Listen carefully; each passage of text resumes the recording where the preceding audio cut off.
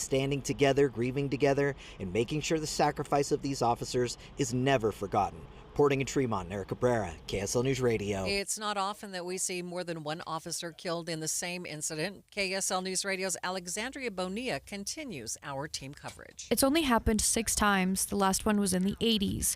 Utah's Fallen, a website tracking officers killed in the line of duty, says Officer Roy Stanley and Officer Andy Begay were shot and burned alive in a tribal police car in 1987. Before that, there was Officer Edwin Edwards and Deputy Alma Sorensen in 1959.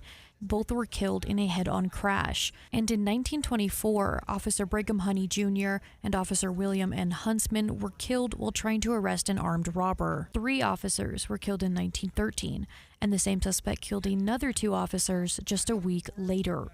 The earliest recorded on-duty death dates back to the 1800s, when Wild Bunch gang member Kid Curry killed 2 of them for revenge. Alexandria Bonilla, KSL News Radio. 2 of the people who showed up in Tremont to show support for the families of the fallen officers know firsthand the pain they feel. It's been over a year since Sergeant Bill Hoosier was killed, and his wife, Kinda Hoosier, was in Tremont to lend a hand. It's all too fresh. It's all too real. Kinda was joined by Shantae Johnson, who lost her husband, Derek Johnson, almost 12 years ago. They both say it makes a difference to the families to see the community show up in support. And they do see it. I promise. They see it. They say the families will need continued support as the days and weeks go on. Some good news, though, as we are now hearing, the Box Elder County deputy and his canine, who were also shot, are both home and recovering. KSL News Radio's Brianna Willis has more. Deputy Mike Allred and his canine Azula were still in their vehicle responding to the report of a domestic disturbance when they were both shot and injured. Allred has since been released from the hospital and is doing well. Allred has been part of the force for 5 years. Azula is a 3-year-old Belgian Malinois and is certified in narcotics and tracking. The Department of Public Safety says Azula is now home and stable as well after spending the night for observation at the vet clinic.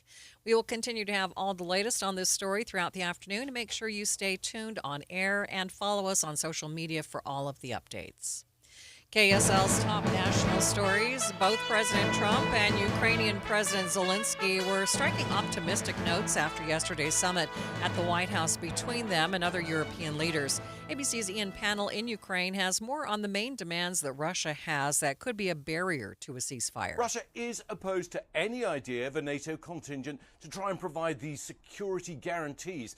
And the thorniest issue of all, Russia's demands for 20% of Ukrainian territory, not yet even under serious discussion. So despite the upbeat mood in Washington and from their own president, honestly, war-weary Ukrainians see no immediate change in the landscape and no end to the war in sight. Russia has continued its attacks on Ukraine through these talks, but the Kremlin says they would be open to the possibility of a trilateral meeting between Putin, Zelensky, and Trump. Other national stories KSL is following this hour.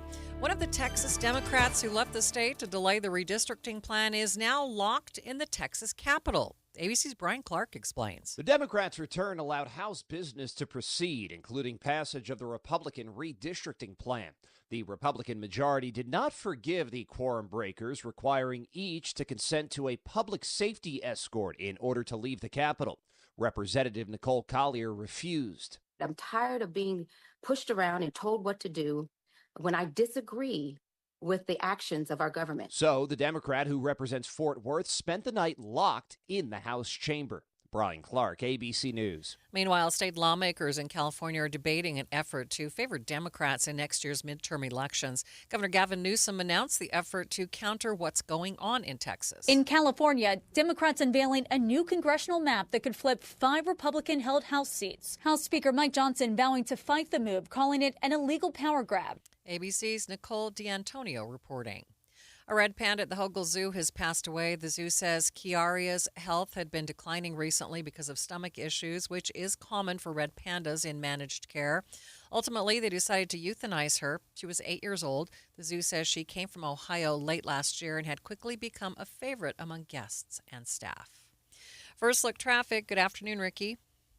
Good afternoon, Maria. Right now, nice and quiet on your Salt Lake County freeways with traffic rolling along and no accidents. Ricky Meese in the KSL Traffic Center. KSL News Time, 12:05. This is the story of the one. As a safety manager at a manufacturing plant, he does everything he can to keep his coworkers safe. From finding ways to reduce risks to keeping safety supplies in stock. And for that, he relies on Grainger.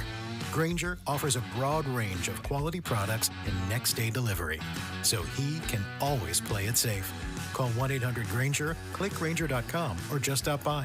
Grainger, for the ones who get it done.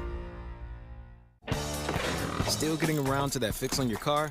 You got this. On eBay, you'll find millions of parts guaranteed to fit. Doesn't matter if it's a major engine repair or your first time swapping your windshield wipers. eBay has that part you need, ready to click perfectly into place for changes big and small. Loud or quiet, find all the parts you need at prices you'll love. Guaranteed to fit every time. But you already know that. eBay. Things, people, love.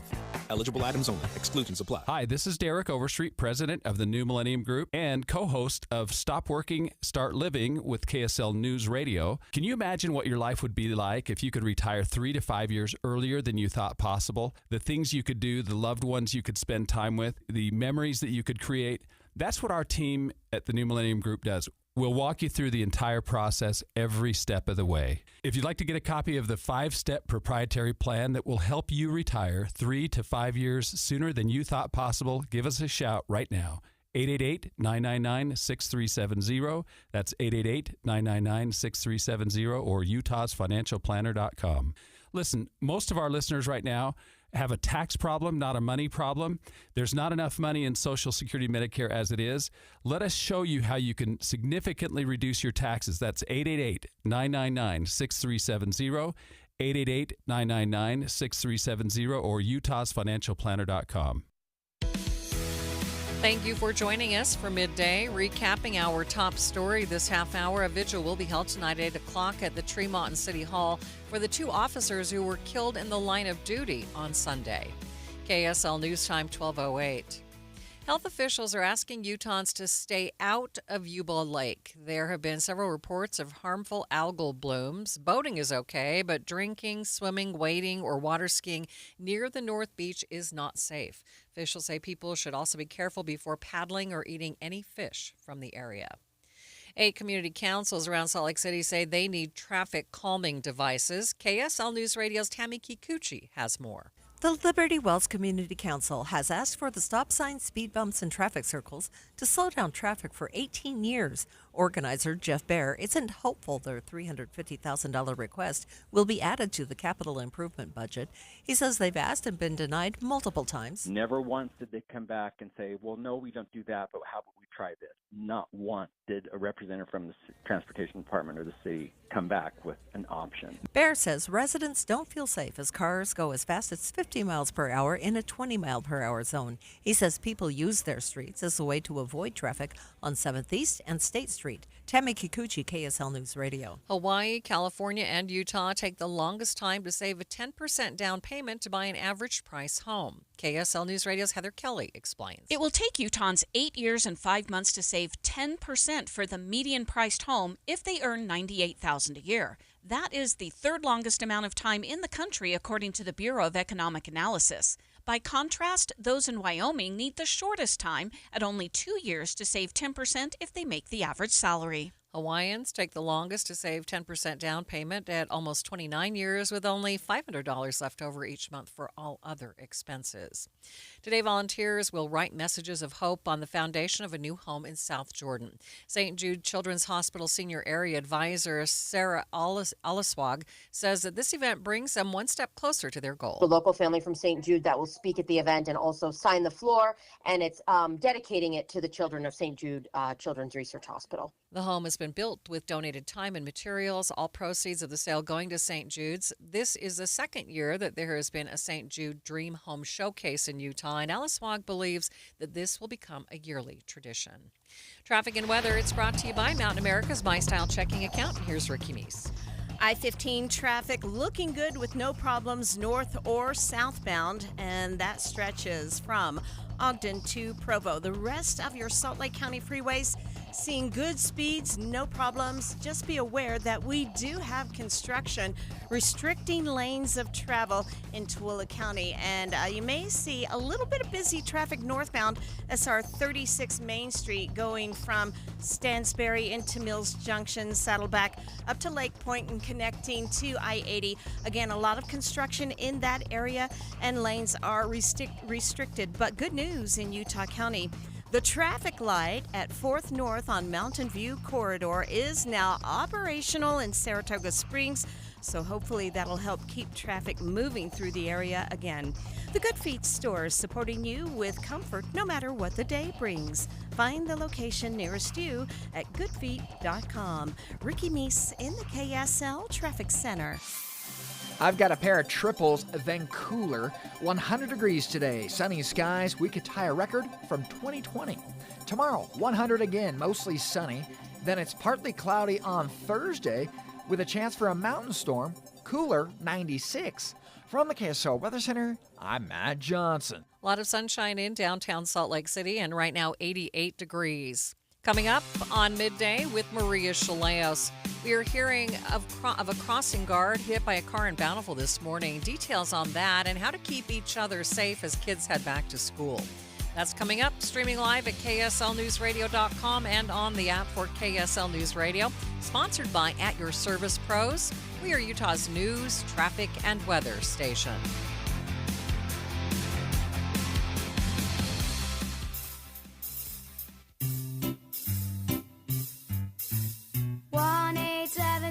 Cards for Kids. KARS Cards for Kids. 1-877 Cards for Kids. Donate your card today. 1-877 Cars for Kids. KARS Cars for Kids. 1-877 Cars for Kids. Donate your car today. Donate your car today at carsforkids.org.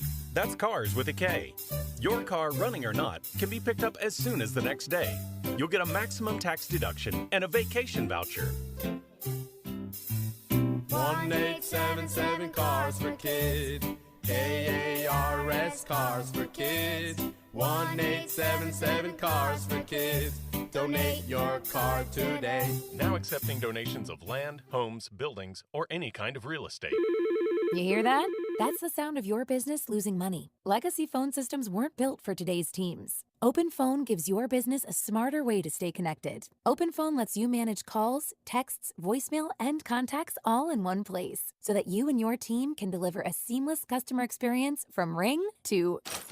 Need to take calls on the go? OpenPhone automatically transcribes, summarizes, and highlights next steps from every call, so you never miss a detail. Need insight into what closes a sale? With OpenPhone's AI call tags, you can instantly spot key topics like objections or pricing questions, and use those insights to coach your team and level up every customer interaction. And yes, you can bring your existing number with you for free. Keep your team in sync and your customers happy with OpenPhone. OpenPhone. No missed calls, no missed customers. Try OpenPhone for free at openphone.com/try and get 20% off your first 6 months. That's openphone.com/try. Openphone.com/TRY. What's up, everybody? I'm Mike Wilson with Any Hour Services, and if you have a drain that's clogged or backed up, after you've tried the plungers and products, the next step usually involves some kind of drain snake or cabling equipment. You see, sometimes the blockage is far enough down the line that you need special equipment that most homeowners just don't have. That's where the Drains Department at Any Hour Services can help. A drain snake can clear most blockages and get the water flowing again, and clearing blocked drains is what our Drains Department does day in and day out. So if you're a homeowner with a drain line that's clogged or backed up and you'd like one of our drain technicians to come and snake the line for you, it's only $29. Yep, you heard that right. Any Hour Services will snake any drain line with normal access for only $29. Sinks, showers, tubs, toilets, floor drains, laundry drains, even that sewer main line that connects to the city. We'll snake any line for just $29. For help with your drain issues, call Any Hour Services at 801-443-7700. You can Google Any Hour Services. You can even schedule online at anyhourservices.com. No one helps more homeowners than Any Hour Services. Breaking news on KSL News Radio. We are just learning the commutation of the sentence for Utah death row inmate Ralph Menzies has been denied. State Board of Pardons and Parole says after careful consideration, they do not find the cause for his death sentence to be commuted to life in prison instead. He will still be executed on September 5th as scheduled.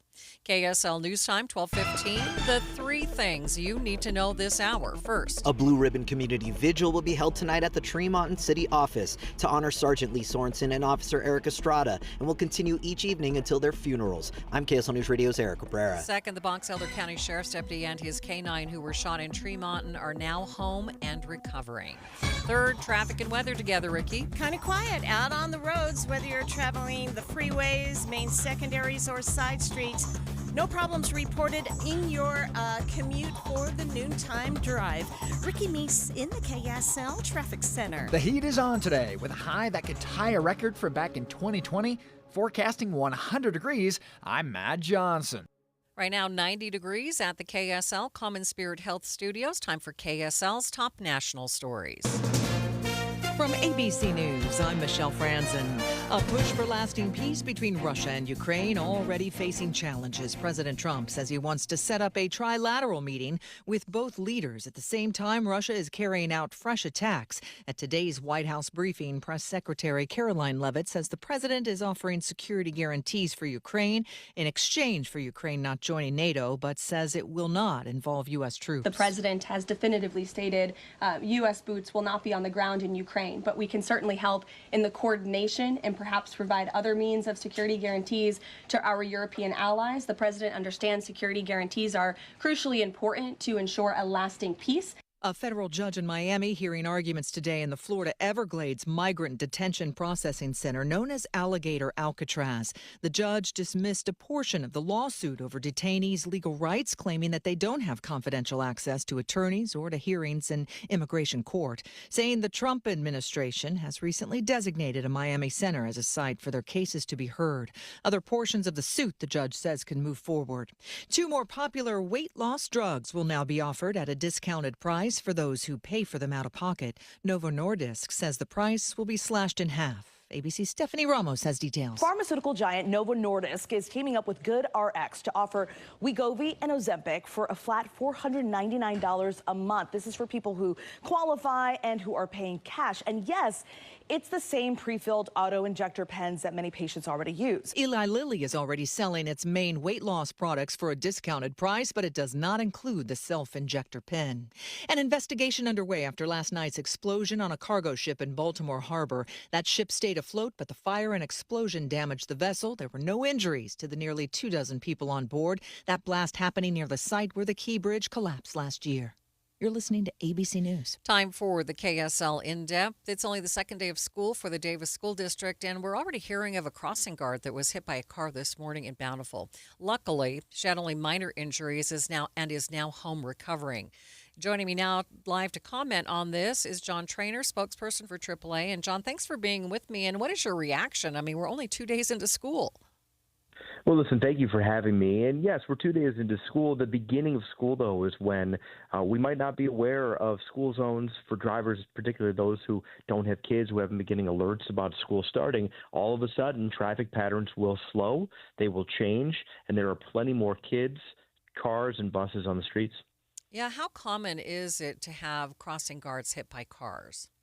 It was hard to say exactly how common or what the numbers are, but I can tell you there's a reason that we really want to alert drivers to be extra cautious this time of year. It is very common for drivers to suddenly approach a school zone, be unaware that speed limits are severely lowered, be unaware of the dangers around them, and maybe they don't change their driving behaviors to be aware of those situations and to really respond to them. That's why we do these things. That's why we talk to people. We want them to be aware because it is all too common to have close calls where people may be struck. So is the biggest factor just being unaware? I think the biggest factor is either being unaware or distracted driving. Distracted driving is a huge cause of accidents in general, but now you magnify that by putting people in limited speed zones, having excited kids going to school, having a lot of pedestrians, a lot of bicyclists crossing the street. crossing guards are out there to get the attention of drivers and to make sure kids can cross the street safely. Okay, John. They have to do that because people are having an issue with speed and distracted driving. My apologies. Any other safety tips for us? Make sure you put the phone down. Keep your eyes on the street around you. Keep the eyes on pedestrians and bicyclists. Be aware there are more of them out there, and slow down. John, thanks for being with me. Thanks so much. That is John Trainer, spokesperson for AAA. Let's get you up to date now on the drive. Traffic and weather is brought to you by Mountain America's My Style checking account. And here's Ricky Meese. Salt Lake City PD working a crash downtown. Possible injuries with this at 4th North and 4th West. And that's an area, of course, that's had a lot of road work lately. And close to the school, you can see a lot of pedestrian traffic there. So if you're traveling 4th North, 4th West, use some caution getting through there. If you're traveling any of the Valley freeways at this time, you are good to go, including north and southbound I-15 in Weber, Davis, Salt Lake, and Utah counties. Common Spirit hospitals, clinics, and caregivers, all connected to advanced health care in Colorado, Kansas, and Utah. Healthcare with human kindness is here. Hello, human kindness. Ricky Meese in the KSL Traffic Center. KSL 7-day forecast starting out hot and dry, then a monsoonal flow. Sunshine today with a high of 100 degrees. That could tie a record from 2020. 100 tomorrow, mostly sunny skies. Hey, more cloud cover Thursday afternoon, keeping us at 96 degrees, and a slight chance for a thunderstorm in the mountains. 30% chance for thunderstorms on Friday, 98. Scattered storms on Saturday, 95. We cool it to 92 on Sunday, looking at a 40% to 50% chance for thunderstorms. We keep those storm chances in on Monday, 88. From the KSL Weather Center, I'm Matt Johnson. And our temperature in downtown Salt Lake City already up to 91 degrees. 7-day forecast brought to you by Performance Automotive Bountiful. Checking the markets at this hour, seeing a lot of red. The NASDAQ right now down by triple digits, nearly 1.5%. A complete update of your money news is next. You hear that? That's the sound of your business losing money. Legacy phone systems weren't built for today's teams. Open Phone gives your business a smarter way to stay connected. Open Phone lets you manage calls, texts, voicemail, and contacts all in one place so that you and your team can deliver a seamless customer experience from ring to...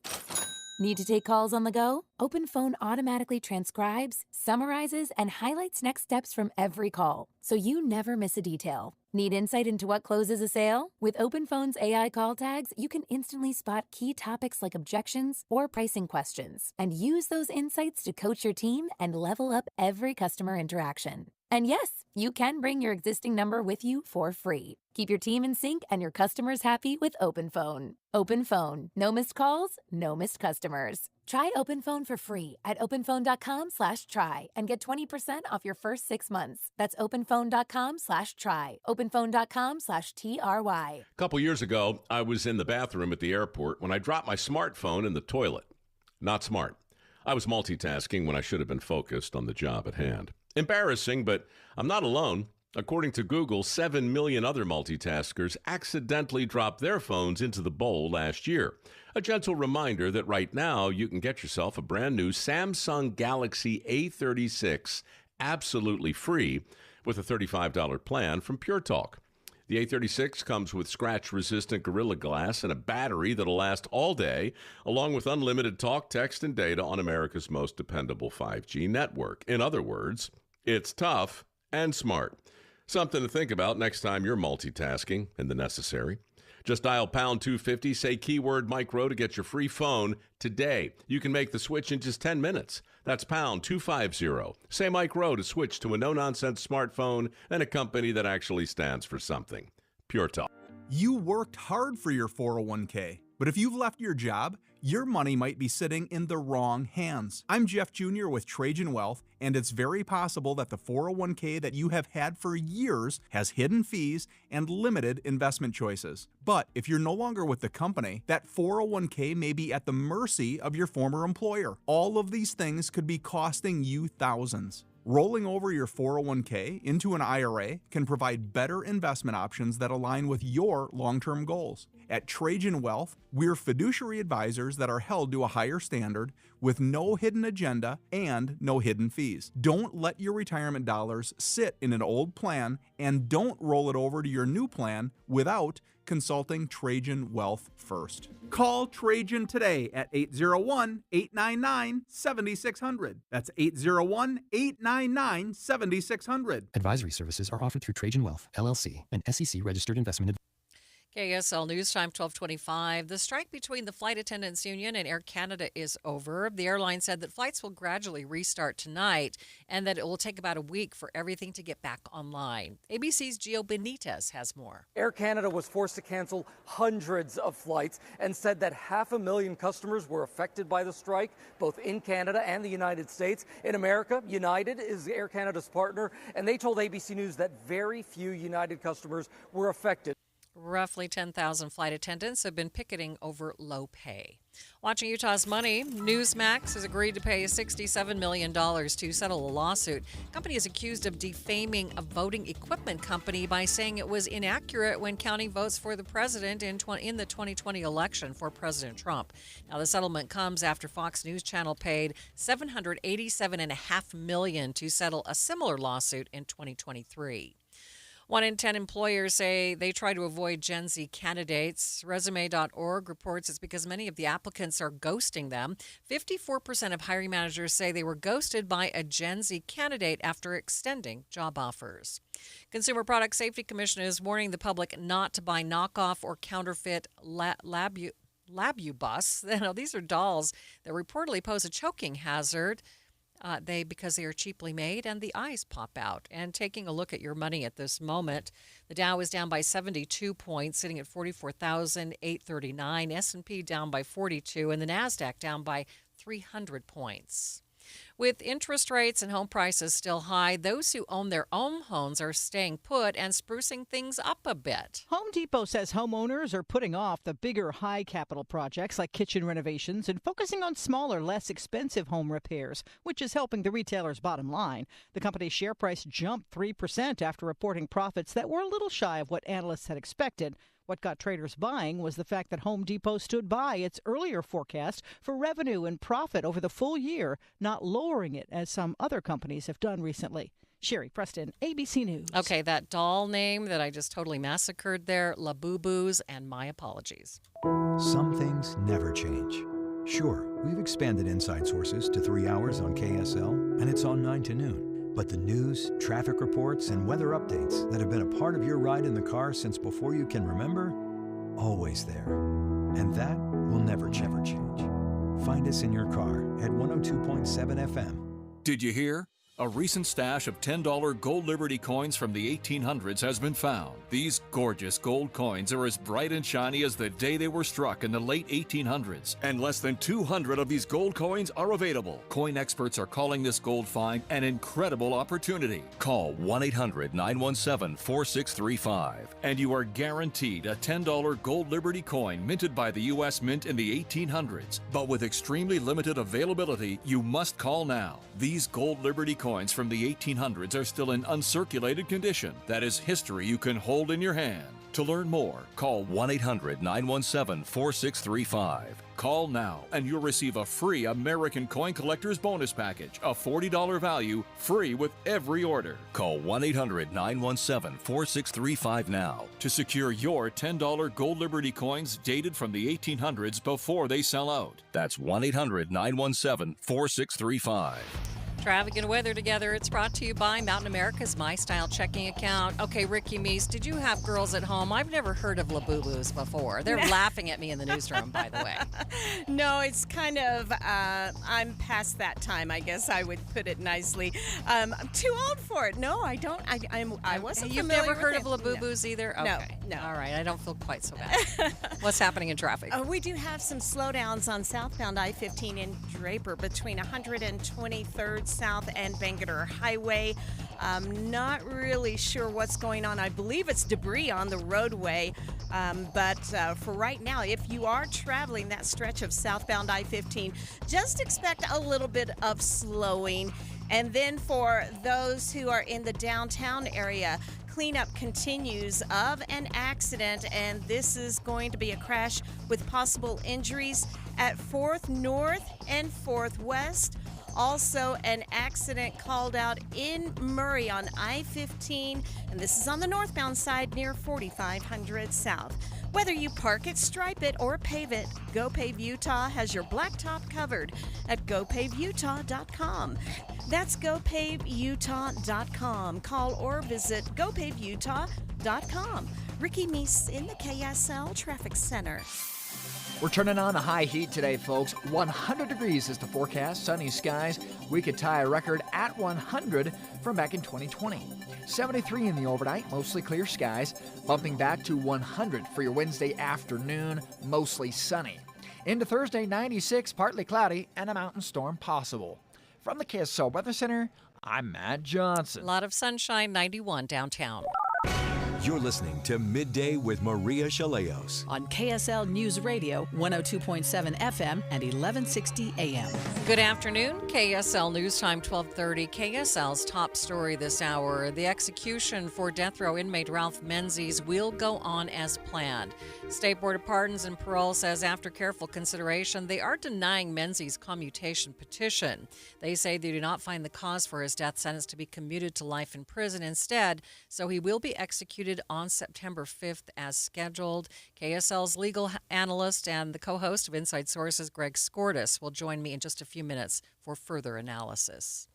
It's only the second day of classes for kids in the Davis School District, and a crossing guard was sent home after she was hit by a car. Regardless of the time of year, it's always a concern for us. Bountiful Police Lieutenant Andrew Smith tells me this happened just after 8 o'clock this morning outside South Davis Junior High School. Smith says a car hit the crossing guard right after she escorted a group of kids across the street, but thankfully, she's going to be okay. She suffered some minor injuries, some bruising and scrapes, was checked by South Davis Metro Fire personnel and released. Smith says they think the sunrise played a part in this crash, but he says oftentimes they're caused by some sort of distraction.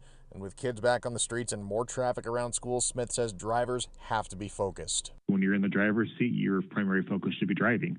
And that's just it, and being aware of your surroundings and limiting the distractions that you can. Adam Small, KSL News Radio. A man accused of carjacking a vehicle with a baby inside is now facing charges. Police documents say earlier this month, 23-year-old Carlos Castellanos allegedly stole the car from a parking garage at the Gateway after a mother left the car running. The mother chased the car, so Castellanos let her grab the baby back before leaving with the car. He now faces charges of aggravated robbery and a host of other things. However, there were no charges related to taking a baby, as court documents say he didn't intend for there to be a child in the back seat. KSL's top national stories this hour.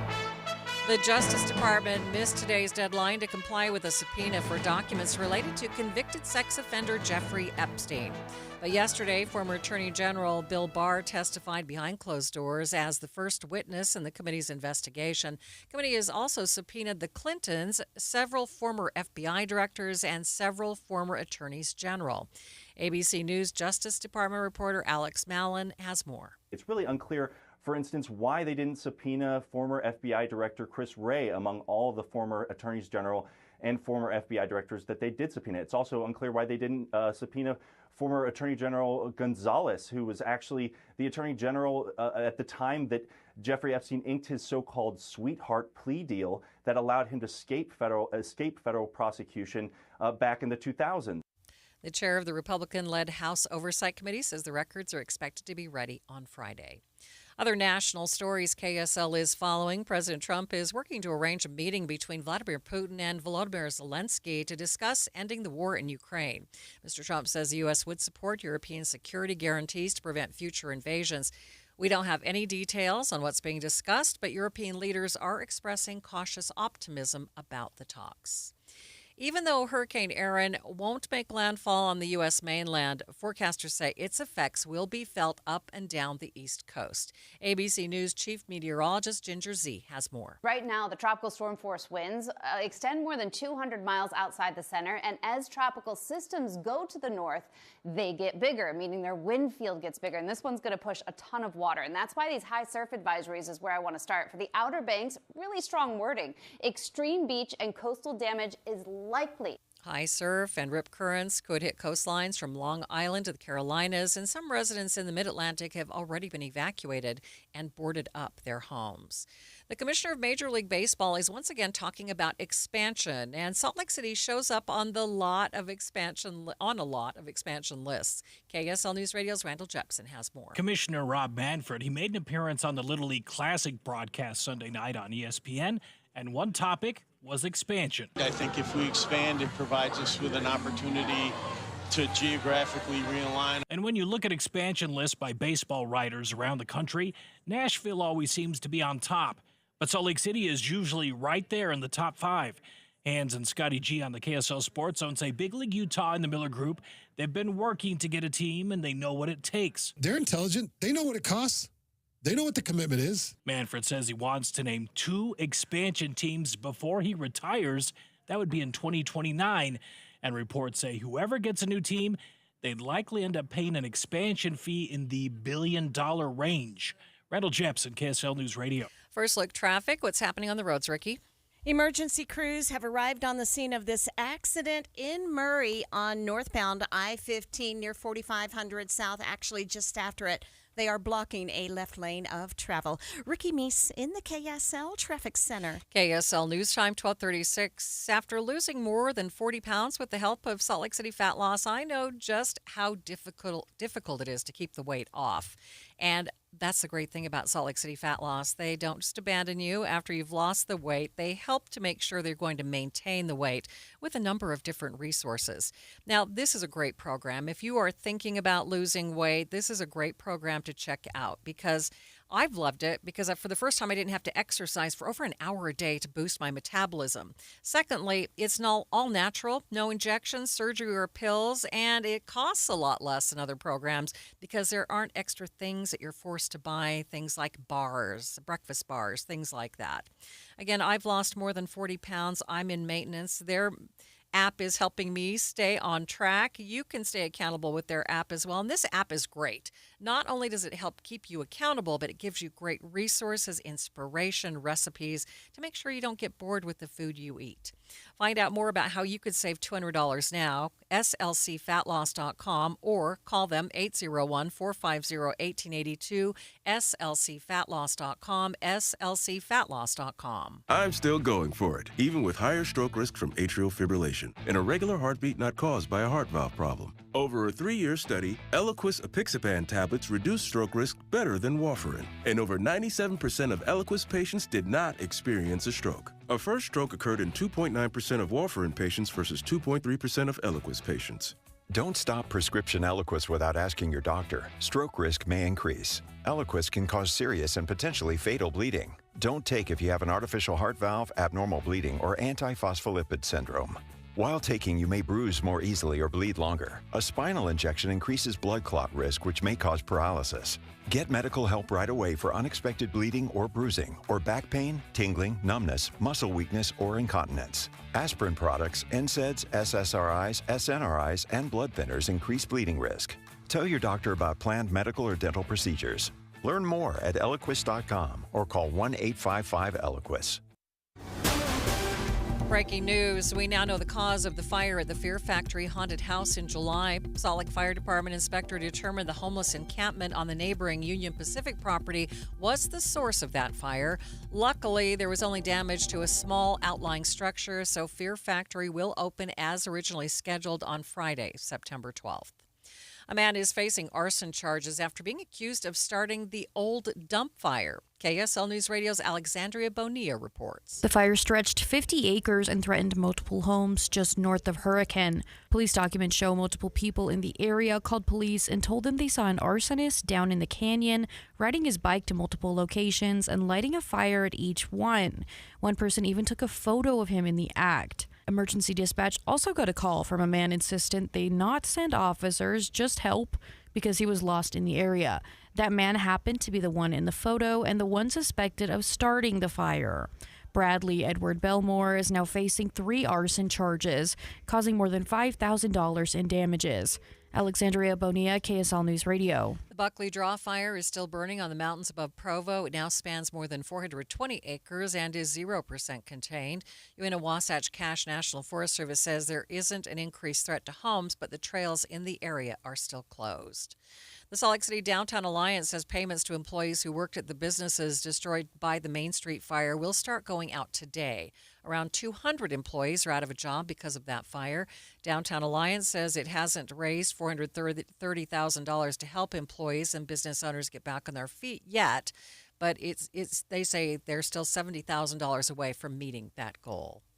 Traffic and weather is brought to you by Mountain America's MyStyle checking account, and here's Ricky Meese. Right now, I'm looking at 2 bigger issues on I-15 in Salt Lake County. The first one on the southbound side of I-15. It was debris in the road, and UHP officers actually had to hold back traffic in those 2 right lanes in order to get out and clear it off the roadway. So we are still seeing some slowdown southbound I-15, 123rd south to Bangerter Highway, but the good news is all lanes of travel are open. We have a left lane blocked on the northbound side of I-15 with this crash in Murray. Possible injuries.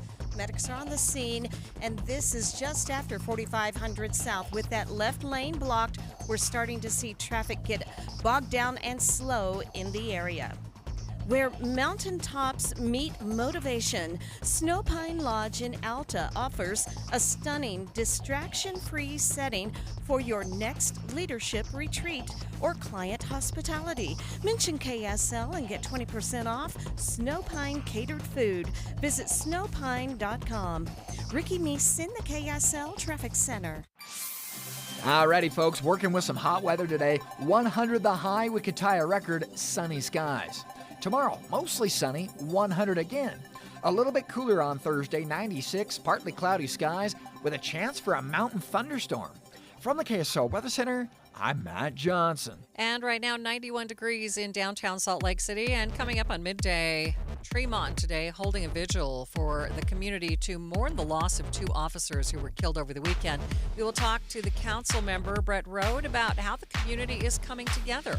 That's coming up, streaming live at KSLNewsRadio.com and on the app for KSL News Radio. We are Utah's news, traffic, and weather station.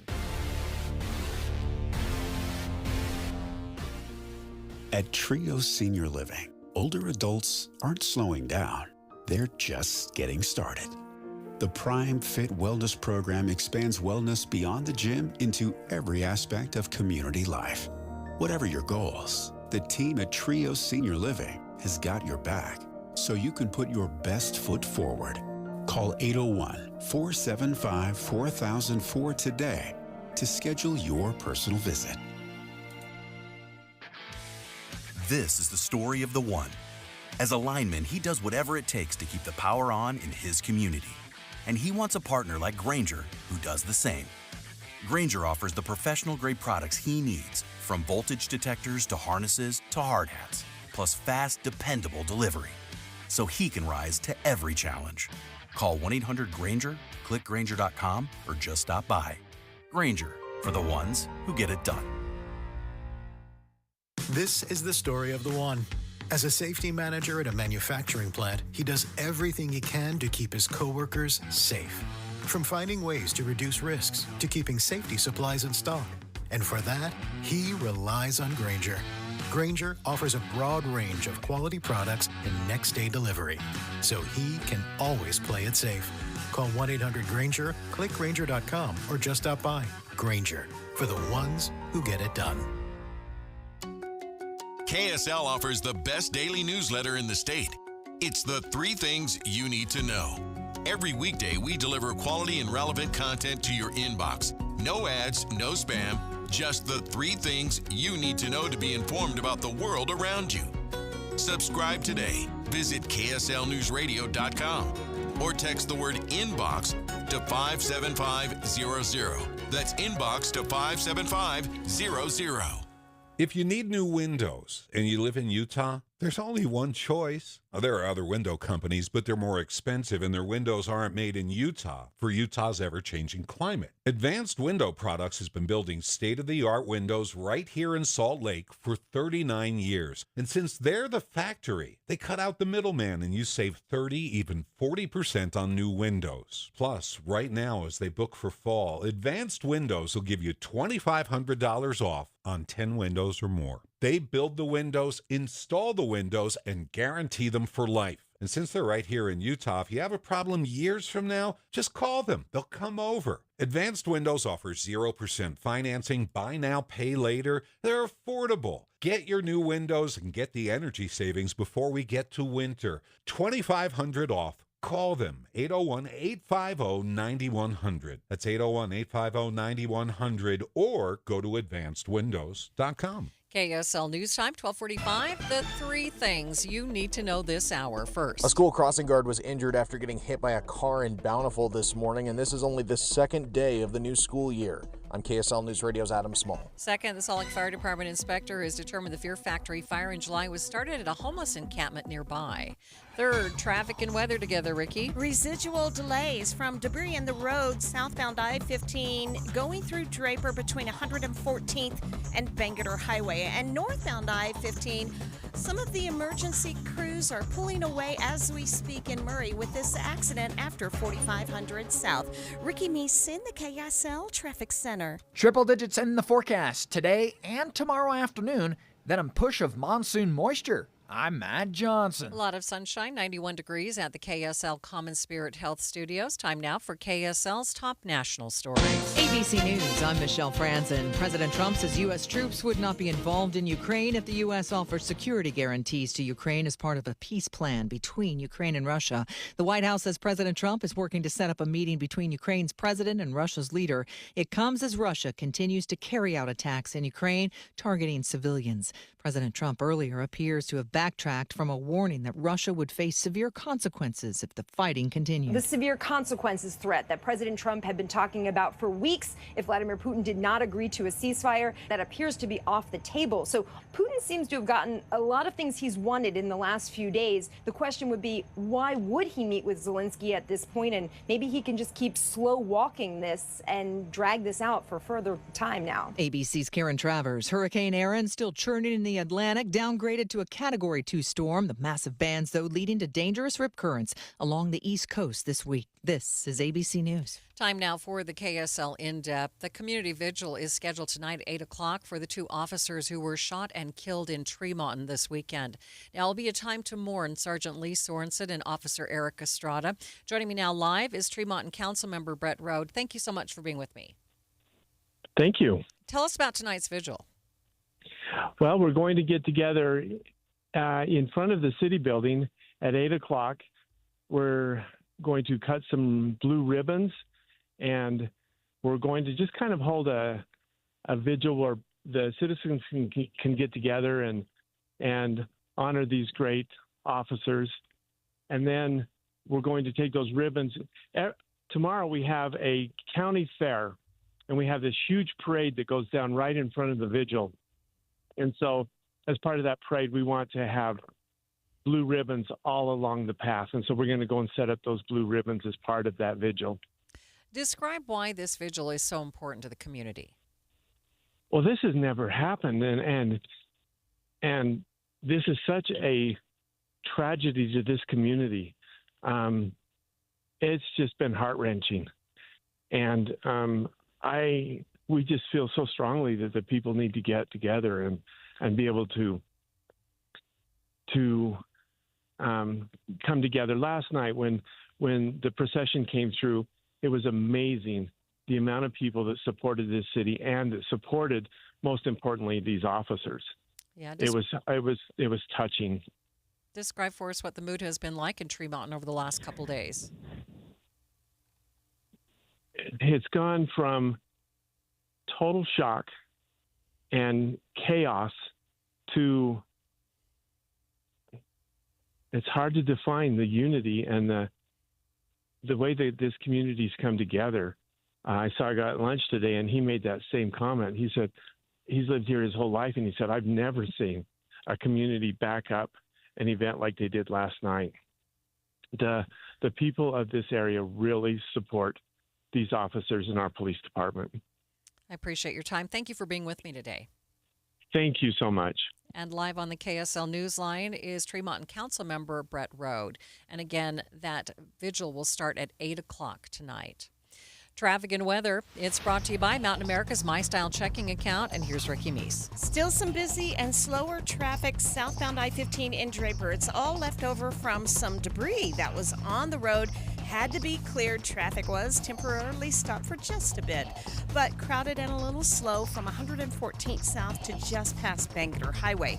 Then on the northbound side of I-15 in Murray, we have an accident mostly to the left shoulder now, just after 4500 south. Traffic had been blocked in the right lane. And even though that lane is open, it's a bit of a tight squeeze for drivers trying to get through there. So just be aware that's starting to cause some delays and traffic backing up to about 53rd South. No matter the weather, your feet can feel fantastic. Find the Good Feet location nearest you at goodfeet.com. Ricky Meese in the KSL Traffic Center. KSL 7-day forecast, triple digits to start, then monsoon thunderstorms. 100 today, sunny skies, we could tie a record back in 2020. 100 again tomorrow, mostly sunny skies. Thursday, a little increased moisture, partly cloudy, chance for a mountain storm, 96. 98 on Friday, 30% chance for scattered thunderstorms. We keep those scattered thunderstorm chances in there on Saturday, 95. Down to 92 on Sunday, scattered storms. More monsoon thunderstorms expected on Monday, but a high of only 88 degrees. From the KSL Weather Center, I'm Matt Johnson. Right now, a lot of sunshine. It's a hot one, 91 degrees in downtown Salt Lake City. And the 7-day forecast is brought to you by Performance Automotive Bountiful. Quick check of the markets, seeing a lot of down numbers today with the NASDAQ down more than 300 points. That's more than 1.5%. Complete update of your money news is coming up next.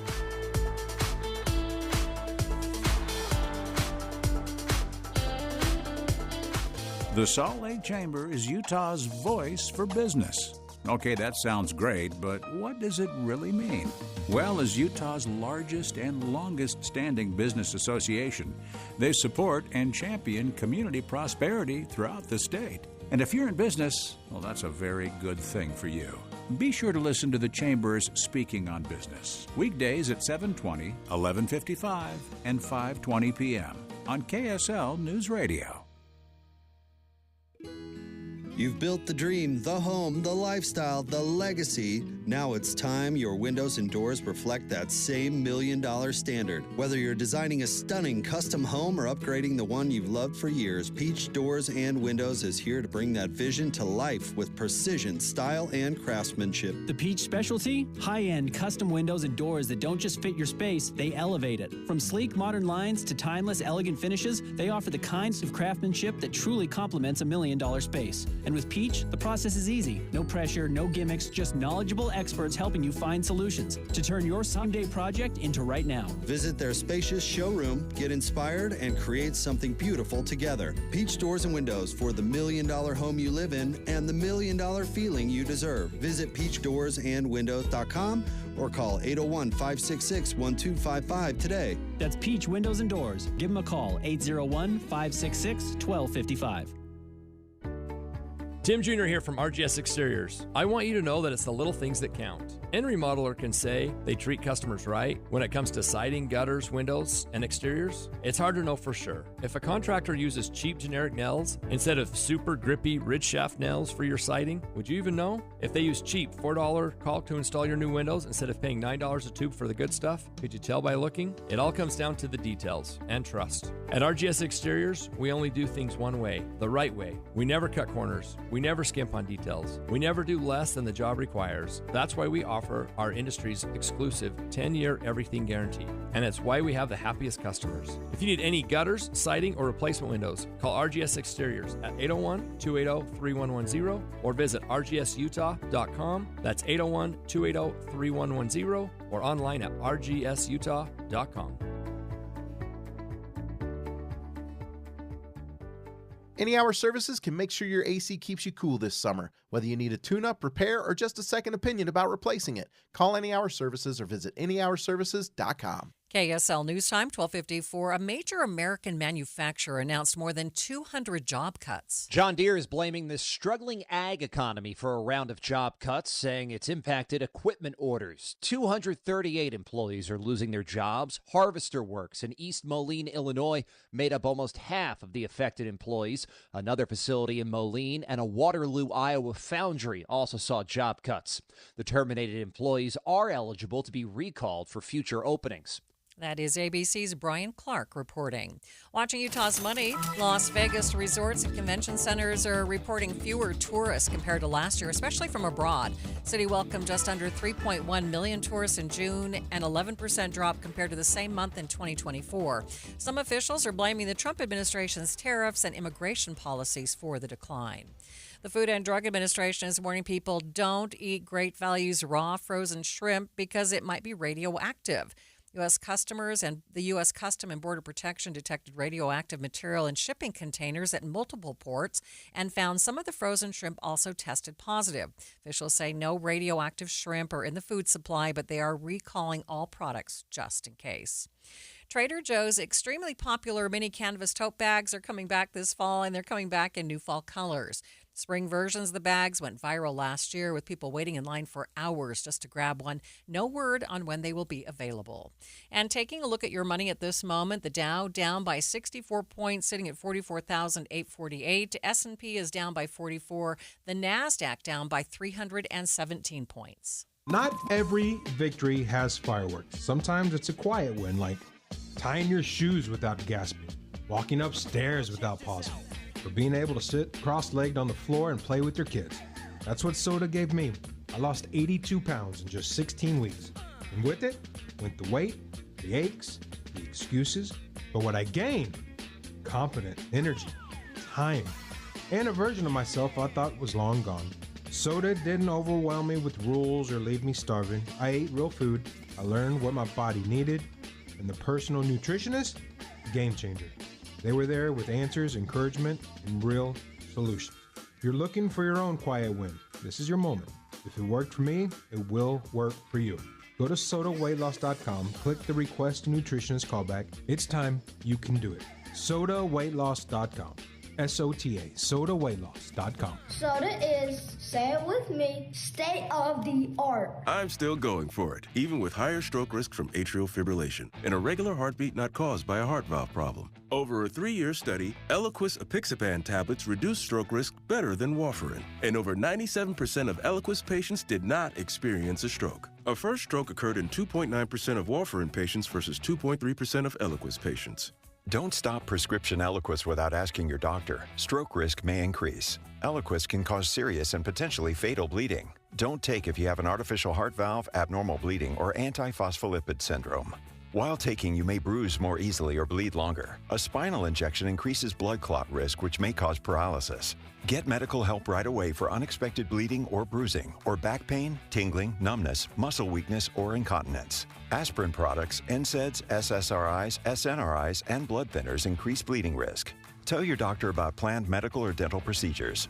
Learn more at Eliquis.com or call 1-855-ELIQUIS. Respiratory virus season is quickly approaching, meaning we'll see more flu, COVID, and RSV in our community. The good news is vaccines are available that will help prevent these infections and keep people healthy. For flu and COVID, everyone aged 6 months and older are recommended to be vaccinated to help protect ourselves and our families against serious illness. Fall remains the best time to be vaccinated. Respiratory viruses circulate year-round, but peak late fall through winter. Your doctor can recommend which vaccines are best for you and your family. Brought to you by Intermountain Health and KSL News Radio. Traffic and weather together. It's brought to you by Mountain America's My Style checking account. And here's Ricky Meese. The crash has just pulled away on northbound I-15 in Murray just after 4500 south. It had been over to the left. All lanes are now open. Some residual backups to about 53rd south, but that's starting to clear out pretty quickly. Looking good on the rest of your Salt Lake County freeways. Announcing Sharing Aloha. See the people behind Hawaii's #1 attraction, the Polynesian Cultural Center. In theaters August 29th. See the trailer, get tickets, win a Hawaiian getaway. SharingAlohaTheMovie.com. Ricky Meese in the KSL Traffic Center. Hope you like it hot. High temperatures 100 degrees today and tomorrow before cooling down just a bit on Thursday, 91 downtown. KSL FM Midvale. KSL Salt Lake City. From the KSL Common Spirit Health Studios, this is KSL News Radio. Utah's news, traffic, and weather station. Around Utah, an outpouring of support for the slain police officers from Tremonton. Other agencies around the state stepping up to give both emotional and logistical support while folks in Box Elder County grieve. We pray for the families and the communities, and I want everyone to know that we're here for them. If there's anything they need, we're together as one in the state of Utah as well as the law enforcement community. The time is 1 o'clock on Tuesday, August 19th. It's midday. I'm Maria Shilaos. Coming up, a vigil to be held tonight to honor and remember Sergeant Lee Sorensen and Officer Eric Estrada. We'll get a live preview. Also this hour, these are some of the most emotional situations that people can be involved in. a deeper look into domestic violence and how we as a society can change our attitudes in order to save lives in the future. But first, our top stories. The execution for Utah death row inmate Ralph Menzies will go as planned. State Board of Pardons and Parole says after careful consideration, they are denying Menzies' commutation petition. They say they do not find cause for his death sentence to be commuted to life in prison. So instead, he will be executed on September 5th as scheduled. We will speak to our KSL legal analyst in just a moment. A school crossing guard is recovering after being hit by a car outside South Davis Junior High this morning. Bountiful Police Lieutenant Andrew Smith says the guard had just escorted a group of students to the sidewalk in front of the school and was going back to the other side of the road when the car hit her. She suffered some minor injuries, some bruising and scrapes, was checked by South Davis Metro Fire personnel and released. Crossing guard is now recovering at home. Smith says they think the sunrise played a role in that crash. This is only the second day of classes for kids in the Davis School District since coming back to school. Our top national story this hour from ABC News. A large-scale search is underway outside of Denver, Colorado, after a park ranger was stabbed. At Staunton State Park in Jefferson County, Colorado, heavily armed SWAT team members have been making their way through the woods looking for a man who stabbed a seasonal park ranger. The Sheriff's Department says it is an active search. The park ranger is at a hospital. Their condition is unknown. It's also unclear what led up to the stabbing. That is ABC's Alex Stone. Air Canada says its flights will be back in the air tonight now that the flight attendants union strike is over. More from ABC's Gio Benitez. Air Canada says that restarting a major airline is a major effort here. And of course, they say it's going to take at least a week to get it all fully operational. Roughly 10,000 flight attendants were picketing over low pay. Taking a look at your money at this moment, the Dow is down by 65 points, sitting at 44,849. S&P down by 47, though the big loser right now is the NASDAQ, down by 338 points. That is a full 1.5%. Traffic and weather brought to you by Mountain America's My Style checking account. And here's Ricky Meese. We are back to a crash-free commute on the Valley freeways. Still some busy traffic northbound I-15 between 53rd and 45th South, but that's clearing out very quickly. And no problems reported on our main secondaries. When you need the financial products and services for every stage of life, Cypress Credit Union is there for whatever the future holds. Visit cypresscu.com today. Ricky Meese in the KSL Traffic Center. Today and tomorrow, looking at a high of 100 degrees, a little bit cooler on Thursday, 96 with a 20% chance of showers. Our best chance of showers coming on Sunday. We have about a 50% chance, and then our highs moving into like close to 88 degrees on Monday. So that'll be good news. Right now, 93 degrees at the KSL Common Spirit Health Studios. The sources where we get our news matters. When you listen to Utah's Morning News, we want you to feel the stories are important to you and trustworthy. This is Amanda Dixon. And I'm Andy Farnsworth. Join us weekday mornings on KSL News Radio. Getting help with plumbing repairs is easier than you think. All you have to do is call Any Hour Services or schedule an appointment at anyhourservices.com. No one helps more homeowners than Any Hour Services. You're still glowing, flirting, grooving. You've still got it. But your immune system weakens as you age, making it harder to fight flu, pneumococcal pneumonia, RSV, and COVID-19. Vaccines are a key part of any health routine and help strengthen your immune response. Ask your doctor or pharmacist which vaccines you need. Schedule in minutes at vaxassist.com. Sponsored by Pfizer. This is the story of the one. As a safety manager at a manufacturing plant, he does everything he can to keep his coworkers safe. From finding ways to reduce risks to keeping safety supplies in stock. And for that, he relies on Grainger. Grainger offers a broad range of quality products and next-day delivery, so he can always play it safe. Call 1-800-GRAINGER, click Grainger.com, or just stop by. Grainger, for the ones who get it done. We learn valuable life lessons from our loved ones. Lessons that protect our home and keep us safe. Like avoiding pests such as cockroaches that can be attracted to leaking pipes, or mice that are drawn to left-out food. And standing water around your home can be a breeding ground for mosquitoes. Stopping pests that can spread disease is a valuable life lesson to pass down from one generation to the next. Learn how you can have a healthy, pest-free home. Visit pestworld.org. A public service message from the National Pest Management Association. We continue to follow breaking news on KSL News Radio. This is Midday. I'm Maria Shilaos. The commutation of the sentence for Utah death row inmate Ralph Menzie is being denied. State Board of Pardons and Parole says after careful consideration, they do not find cause for his death sentence to be commuted to life in prison. He will be executed on September 5th as scheduled. Joining me live with more on this decision is KSL legal analyst and co-host of Inside Sources, Greg Skordas. And Greg, tell me about today's decision.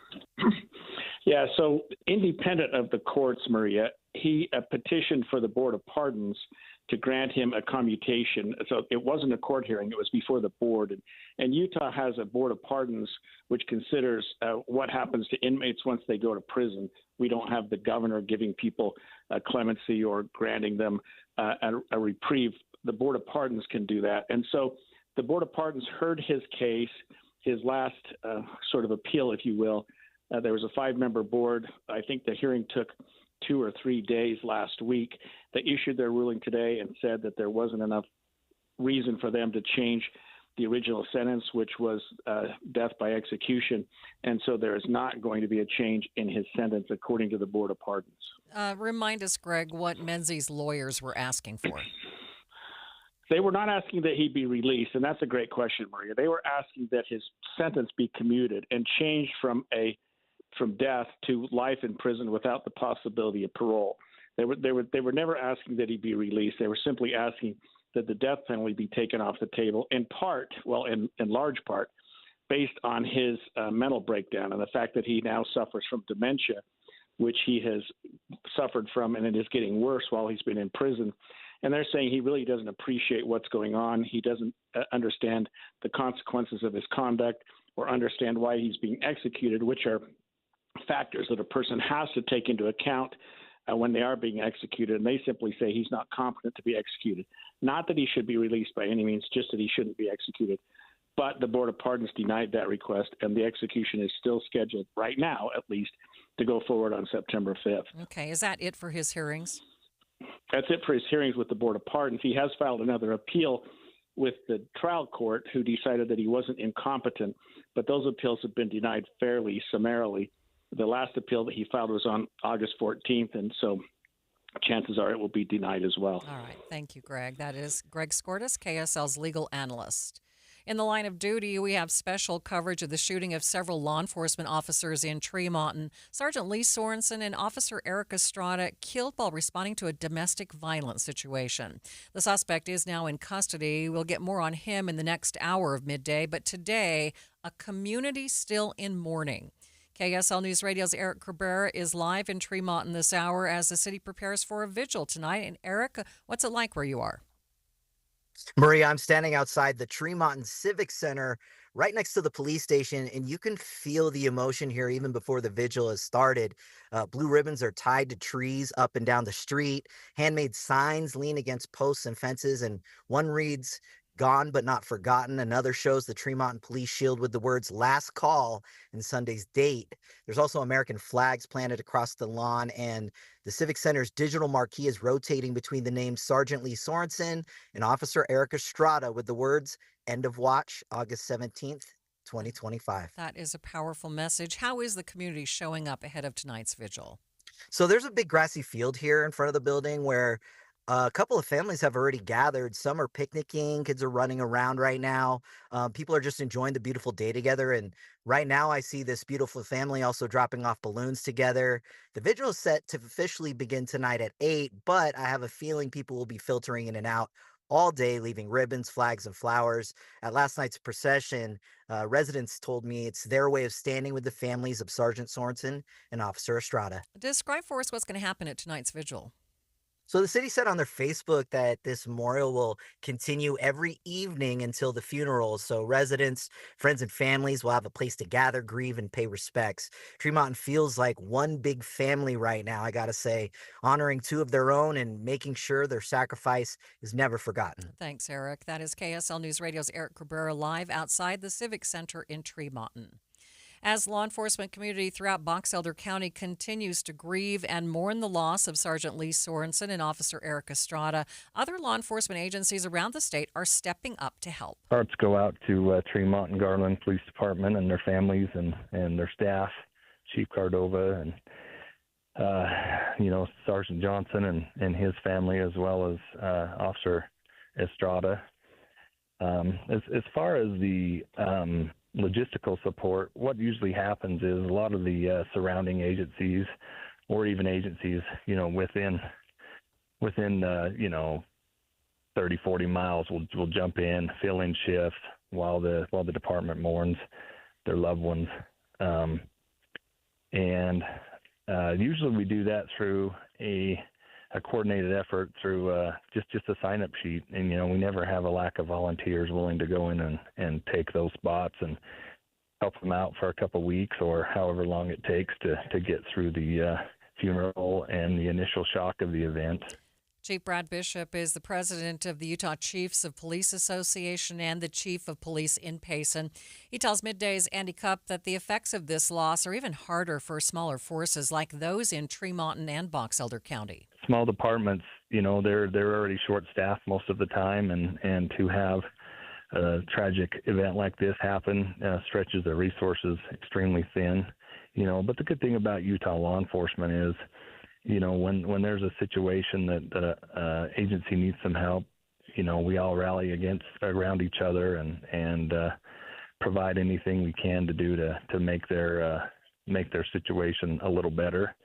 I know Brigham City's close, Logan's close there. Not real close, obviously, but they're led by great chiefs, and they've stood up as far as I'm aware of and provided everything necessary for the Tremont Garland Police Department. Chief Bishop says he's been touched to see the outpouring of support, people who don't know anyone involved in this tragic situation, but still want to show their love and support. It's very heartwarming. I watched the videos on KSL as well. I've seen the people lining Logan streets, the Garland, Tremont area, as well as I-215, I-15. There was people from all walks of life out showing their support, and Utah is very unique in that regard, is because when something like this happens, our communities just rally around each other. Whether or not you're from that town or from that area or from that county, people come out from everywhere to sort of show the support, and it's awesome. And I think Utah is very unique in that manner. Chief Brad Bishop is the president of the Utah Chiefs of Police Association and the chief of police in Payson. Stay with us. More on the community's response to this tragic situation in just 60 seconds. I used to get overwhelmed at the grocery store. One minute I'm reading a label that says healthy. Next thing I know, it's packed with sugar and stuff I can't pronounce. That's when Soda stepped in. When I started the program, I didn't just get a food plan, I got a lifeline. I lost 82 pounds in 16 weeks. But more than that, I learned how to eat smart, shop smart, stay on track even when life gets messy. I could text my Soda nutritionist from aisle 5 and get instant help. That's support you don't get from a label. This isn't about being perfect, it's about being prepared. And with Soda, I finally felt in control of my health and my habit. Go to sodaweightloss.com. sodaweightloss.com. SOTA. It stands for State of the Art. Click the Request Nutritionist callback. Get to it. You can do it. You know how I know you can do it? Because I did it. sodaweightloss.com. sodaweightloss.com. Soda is, say it with me, state of the art. In the line of duty, our special coverage continues on Midday. Across northern Utah, thousands of people lined highways, bridges, and city streets, often adorned with American flags, to honor and remember Sergeant Lee Sorensen and Officer Eric Estrada, the two members of the Tremont and Garland Police Department killed on Sunday night. KSL-TV spoke with several people along that route, which stretched from Taylorsville to Tremont and over to Logan, to find out why they were there and why they took the time out of their evening to stand in the heat, many for two men they never knew. I knew them both. I talked to one of them the night before and knew one of them personally. Grew up in this community. I grew up in this community, and I knew him well. One of them, like I said, personally knew him, and the other, I farm and ranch for a living. They'd stop, they'd see me working on the farm or along the road, stop, talk, say hello. I was working on the fire department, work scenes with them, medical scenes, fire scenes, so was friends and worked together to serve our community. We just, want to show our love and respect for them, and we just feel like this is a terrible tragedy that shouldn't happen in a community like Tremont or in Box Elder County for that matter. And these are two of my granddaughters, and they wanted to show their love and respect and concern for the families, and they made these posters just to show that they have love and they are affected by what is happening today and the senseless killing of these officers. My heart is very near and dear to law enforcement and what they put on the line to protect us. We love law enforcement. I mean, this doesn't just impact Tremont and Garland, this impacts the whole county. And so our hearts go out to those families and also to our county. This is a major loss to us, and our hearts are broken as to what's happened. The officers are like really the heart of our city, so we support them, we love them, and so when we heard about this, it was heartbreaking. That's what little towns are for. We just back each other up. Everybody's got each other's six. It's a sad deal, to know somebody like that passes away of such a tragic event. But to see everybody come together like this, it also makes you very happy. It's exciting in a humbling way to know that when something like this happens, everybody's right there. I mean, in a few moments' notice, a couple hours' notice, everybody's out here. Thousands of people lining up to see this procession, and it's really nice to see. And remember, if you weren't able to attend the procession, you'll have another opportunity to pay your respects tonight. The city of Tremont will hold a vigil beginning at 8 o'clock tonight in front of City Hall. Funeral services for Sergeant Lee Sorensen and Officer Eric Estrada have not yet been announced. One former police chief in Utah says the situation in Tremont Sunday night is a prime example of the ways that we as a society are failing to address violence. More on his comments after the break, but first it's KSL Traffic. It's brought to you by Mountain America's MyStyle checking account. Ricky? Quiet on the roads. That's your freeways and main secondaries along the Wasatch Front End, especially in Salt Lake County. Up north, way up north, we do have a lane closure, and you'll see crews at the scene. A right lane is blocked eastbound Highway 8991 Main Street in Box Elder County between I-15 and Highway 89. If you're going to be traveling to Brigham City, just stay out of that right lane. Shouldn't cause you too much of a problem. Where mountaintops meet motivation, Snowpine Lodge in Alta offers a stunning distraction-free setting for your next leadership retreat or client hospitality. Mention KSL and get 20% off Snowpine catered food. Visit snowpine.com. Ricky Meese in the KSL Traffic Center. And this portion of Midday is sponsored by Comcast, supporting American small business growth and awarding 100 grant packages to entrepreneurs in Salt Lake. With me in studio, Jay Francis, who is the president and CEO of the South Valley Chamber. And tell me, Jay, first of all, how did South Valley collaborate with Comcast to really identify deserving small businesses for these RISE grants? Well, it's good to be here, and thank you for having us. We were asked by Comcast if the South Valley Chamber would help do this, and we were positioned perfectly to do it. We're probably 80% focused on small business with our small business education products, our small business events. We have a small business committee that helps guide us. And so we were ready with our database, and we also collaborate with our cities, and we have all the business lists of the cities, both small and large. And so we were able to get out quick, and then we used our social media as well as our emails and our website to be able to work with Comcast and get this information out. Okay, we have one of the grant winners on the line with us, Michelle Cousins. Michelle, you're the owner of Michelle Leo Events. Describe for us what motivated you to apply for this Comcast RISE grant.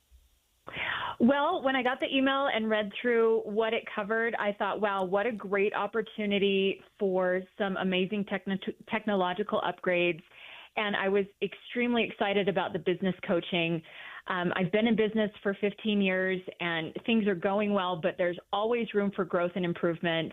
And Comcast is a brand that I've known for years and trust, and it made a lot of sense to apply and hope for the best, and here we are. And here we are. How much of a difference will this make for you? It will make a huge difference. I think that Comcast and what they're offering through this program can really help someone like me that is a small business grow and improve our technologies, our approach, the way that we handle clientele and everyday business. And I'm really excited for learning how to do things better and more efficient. Such a great program. We'll be talking more with you, Jay. And Michelle, thanks for being with us. We'll talk with you again in a few minutes. If you need new windows and you live in Utah, there's only one choice. There are other window companies, but they're more expensive, and their windows aren't made in Utah for Utah's ever-changing climate. Advanced Window Products has been building state-of-the-art windows right here in Salt Lake for 39 years. And since they're the factory, they cut out the middleman, and you save 30, even 40% on new windows. Plus, right now, as they book for fall, Advanced Windows will give you $2,500 off on 10 windows or more. They build the windows, install the windows, and guarantee them for life. And since they're right here in Utah, if you have a problem years from now, just call them. They'll come over. Advanced Windows offers 0% financing, buy now, pay later. They're affordable. Get your new windows and get the energy savings before we get to winter. $2,500 off. Call them, 801-850-9100. That's 801-850-9100, or go to advancedwindows.com. Higher taxes, soaring inflation, record low interest rates, and the skyrocketing cost of healthcare. The list goes on. Retiring successfully today is a lot more complicated than ever before. Learn how you can tackle the biggest challenges that you'll face in retirement today. Don't miss a special edition of Retirement Solutions Radio. It's this Saturday afternoon at 3 o'clock, right here on KSL, News Radio 1027. Thank you for joining me on Midday. I'm Maria Shilaos. We are streaming on the KSL News Radio app. It's sponsored by At Your Service Pros. After the shootings in Tremont, a former police chief says we need to be teaching young men the proper way to treat others. KSL News Radio's Don Brinkerhoff spoke with former Salt Lake City Police Chief Chris Burbank, who admits it's a big but necessary challenge. It is really alarming to think.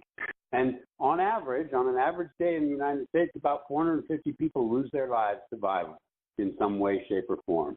And that is an unbelievable statistic when you start to look and think, wow, how many people are we losing? And even after tragedies like this in Tremont, we're going to have a lot of thoughts and prayers. We're going to have, right? And they're all appropriate sentiment. I'm not trying to minimize any of that. But at some point, we need to say we need to make some changes that are going to be lasting so that we don't have this discussion tomorrow or the next day or on and on years from now.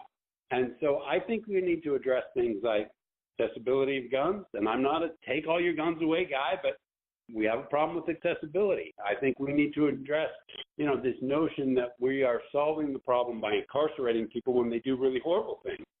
Well, in the case of domestic violence, it starts very small. This is intimidation. This is bullying, manipulation. We need to address that to where people are bound to some sort of counseling, training, mental health, as opposed to waiting until it becomes a severe thing and then being satisfied with, well, after the fact, we incarcerate them. We've got to do better. Burbank says when young men first show signs of bullying or other inappropriate behaviors, they need to face mandatory therapy. We need to be more proactive in that, right? We need to teach young men. We need to start talking about how you treat women, how you treat children, the interactions. And as we start to see even minimal bullying, overbearing personality, stalking sort of behavior, we need to have mandatory counseling, mandatory check-in with somebody.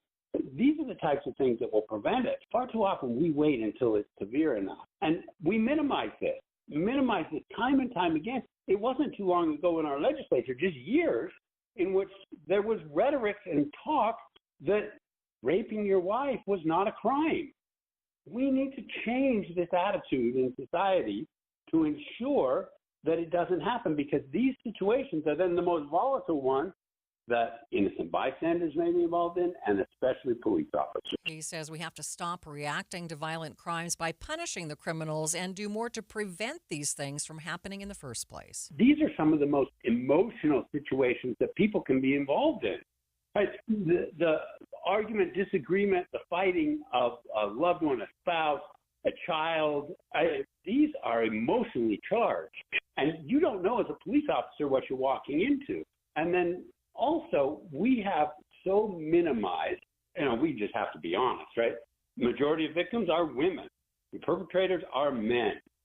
And we don't believe women. We've minimized this. And so you see circumstances where people have 10, 20 charges, and then ultimately someone gets killed.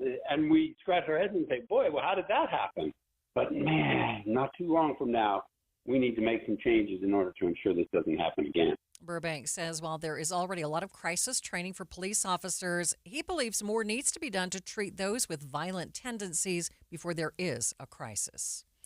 In the line of duty, we will continue to follow this story and share any updates that we get. The latest information shared on air and online at kslnewsradio.com.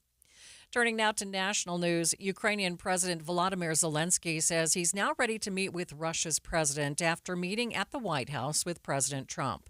ABC News senior political correspondent Rachel Scott reports from the White House. Trump and Zelensky joining world leaders from France, Germany, Italy, and the UK. The president caught on a hot mic saying Putin wants a deal. I think he wants to make a deal for me. You understand that, as crazy as it sounds? And telling reporters the goal is for lasting peace. We're going to make sure that if there's peace, the peace is going to stay long term. But the group divided on how to get there. Trump had been pushing for a ceasefire until he met with Putin in Alaska.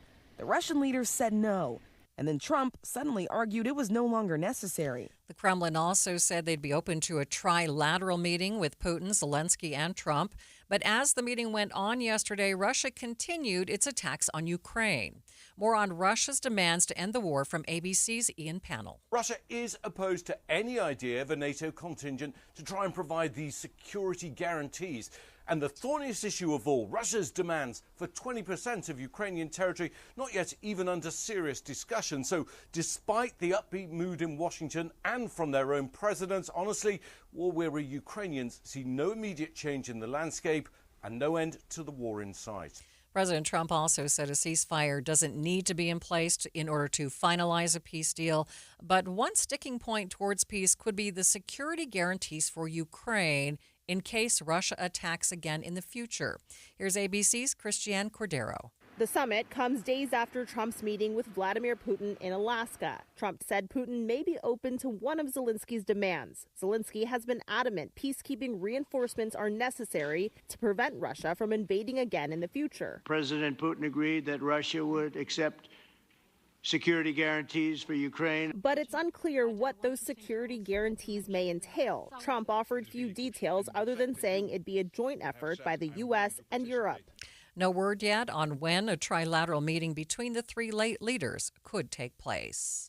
KSL Sports. College football season is just around the corner, and KSL will be there every step of the way with BYU football and basketball, too. A new show just launched, a nightly update show on the Cougars. It airs from 6:30 to 7 right here on KSL News Radio. BYU insider Mitch Harper will have the latest analysis of the Cougars quarterback battle, Big 12 matchups, and the opening game on August 30th. If you can't listen at night, you can catch Mitch's video podcast of Cougar Tracks each day on the KSL Sports YouTube page. It's a show that you don't want to miss. It's 1:30 midday at KSL News Radio. I'm Maria Shilaos. Some of the stories we are watching this hour. New data showing that Utah experiences some of the lowest sexual violence rates in the country. We'll find out why. Democratic lawmakers finally back in Texas. The latest on the redistricting efforts there and across the nation now. And KSL traffic. Ricky? Freeway traffic rolling along, including on I-15 in Weber, Davis, Salt Lake, and Utah counties. Maria? Thanks, Ricky. Hope you like it hot. We are headed toward 100 today and even tomorrow before things cool down just a little bit.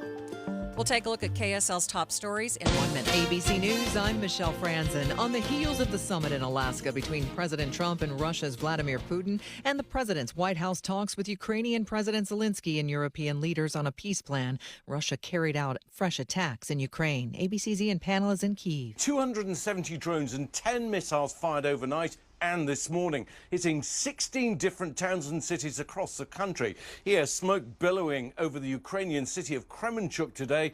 The city's mayor reporting dozens of explosions, with Russia again targeting energy and transport facilities.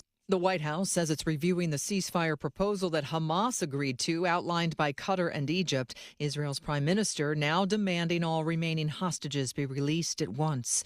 John Deere is slashing 238 jobs from facilities in Illinois and Iowa. The farming equipment maker blaming the sluggish ad economy, leading to fewer orders. Hurricane Erin moving north in the Atlantic off the U.S., but still creating dangerous surf and rip currents. This is ABC. KSL's top local story. A community vigil will be held tonight so people can gather to remember 2 officers killed in the line of duty. KSL News Radio's Eric Cabrera reports. Tremont City says on Facebook that a memorial vigil will be held at the front of City Hall this evening, open to residents, friends, and family to tie blue ribbons as a symbol of appreciation. And it will continue each night until the funerals take place. Families are preparing to gather to pay their respects to Sergeant Lee Sorensen and Officer Eric Estrada. Meredith Weiss, wife of former Tremont Mayor Max Weiss, was at last night's procession and told me her heart is broken. What a tragedy for our valley and the loss of human life and families that have been affected. My heart goes out to all of them. People here say this vigil is about standing together, grieving together, and making sure the sacrifice of these officers is never forgotten. Reporting in Tremont, Eric Cabrera, KSL News Radio. Box Elder County Sheriff's deputy and his K-9, who were also shot in Tremont on Sunday, are now home recovering. Deputy Mike Allred was taken to the local hospital after the shooting, and Azula, the 3-year-old K-9 officer, was taken to a vet clinic. This morning, the Department of Public Safety reported that both have since been released. 2 people have been sentenced for the death of a teenager in West Valley City in March of 2023. Salt Lake County District Attorney's Office says that a group of people were upset with the 15-year-old and wanted to get back at him. Anthony Hernandez, Kimberly Alvarez pleaded guilty to shooting and killing the teenager. The office says that Brian Alvarez had pleaded guilty but decided to change his plea at the sentencing hearing yesterday. Another adult pleaded guilty last year for the murder, and 4 minors have also been charged and sentenced in this case. Other local stories, KSL is following a well-known brewery. Salt Lake City Brewery says that they are temporarily closing as they work out a legal dispute with their landlord. The owners of Shades Brewing posted on the Instagram account they will be closing their location on 3rd West in the Ballpark neighborhood, but hope to reopen by October. They say this is because their landlord has accused them of defaulting on their lease and also claims they have missed construction deadlines. In June, the landlord, Axiom Properties, filed a lawsuit with those same allegations. Shades has consistently denied any wrongdoing. Brianna Willis, KSL News Radio. Your money at this moment, the Dow down by 32 points, sitting at 44,879. The S&P down by 41. The NASDAQ down by more than 314 points. Traffic and weather, it's brought to you by Mountain America's My Style checking account. What's going on in the roads, Ricky? We do have a nice and quiet drive on the Valley freeways at this time. If you're going to be traveling to Brigham City, a lane restriction eastbound, and this is Highway 8991, about a mile after the I-15 exit on the way to Main Street. Mortgage rates are going down. Take advantage. Visit loansbyrick.com at Vintage Lending. Loansbyrick.com. NMLS 241179, Equal Housing Lender. Ricky Meese in the KSL Traffic Center. Temperatures not cooling down anytime soon. We are looking at a high today of 100 tomorrow, 96 on Thursday, 98 on Friday. But it looks like on Monday we're going to get a bit of a break and be down into the 80s. 93 degrees at the KSL Common Spirit Health Studios. And this portion of Midday is sponsored by Comcast Rise. We were talking about the Comcast Rise grants. And with me right now, Jay Francis with the South Valley Chamber. Thanks for being here today. Thank you. So tell us, from your point of view, what impact does a grant like this have on small businesses in your community? You know, a grant, the Comcast Rise grant is $5,000. But besides that, what they get is they get the business consultation, they get a media schedule, they're going to come in and help them with their social media and redo it and sit down with them and almost do a business marketing plan. So the money's going to be great, and that might give them some money to launch, to do one or two more things, to be able to maybe find another customer or two. But what behind that is also very, very exciting. Yeah, well, it's very fun, exciting that you are able to collaborate with Comcast on this sort of thing. It was a great opportunity for us, and we really had a good time. And with Deneva and her team at Comcast locally, we held 3 different meetings for small businesses to come and get hands-on. They would actually help them fill out the application while they were right there. All right. Well, Michelle Cousins has been on the line with us as well. She is one of the small business owners who did get one of these grants. Michelle, the owner of Michelle Leo Events. So tell us a little bit about you told us how you were being benefited by this, but tell us a little bit about your business. Sure. We are an event planning company specializing in inbound destination event weddings in Utah. So 99% of my clients do not live in the state.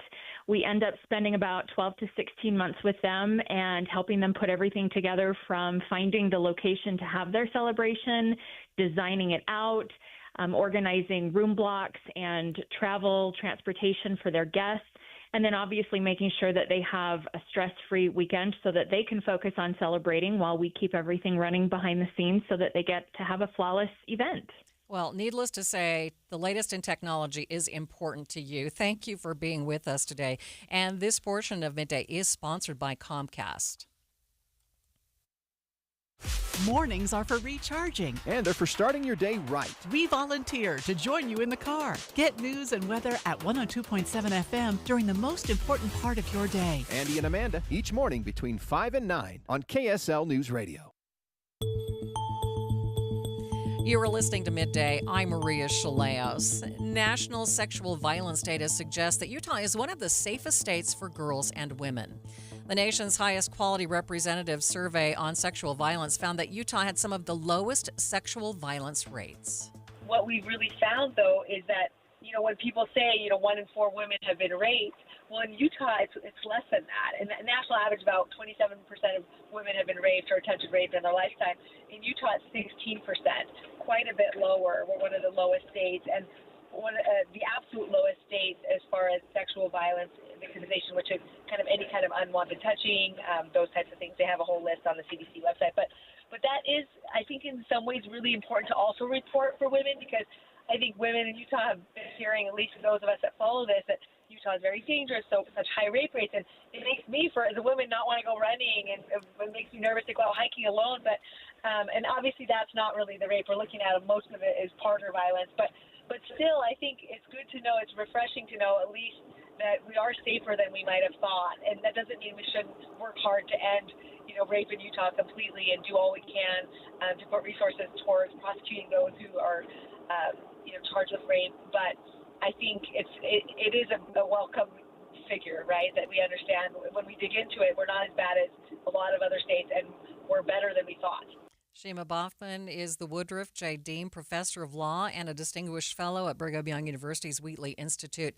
She is a nationally recognized expert on bail, prosecutors, and police, and she joined Inside Sources this morning to talk about the data. The best way to look at any data, especially when it comes to sexual violence, is to look at all the data available. So the FBI data is captured through police reporting.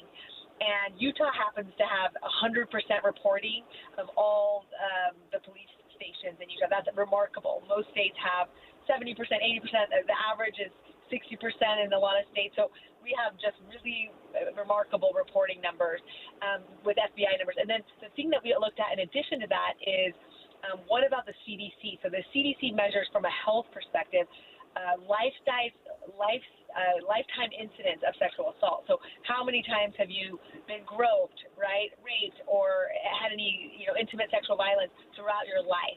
And these are really great numbers because when someone is dealing with it from a health perspective, they're more likely to admit something than having to go to the police department to admit it. So that's why we consider both of these sources of data to get a more comprehensive picture of what's really happening with sexual assault.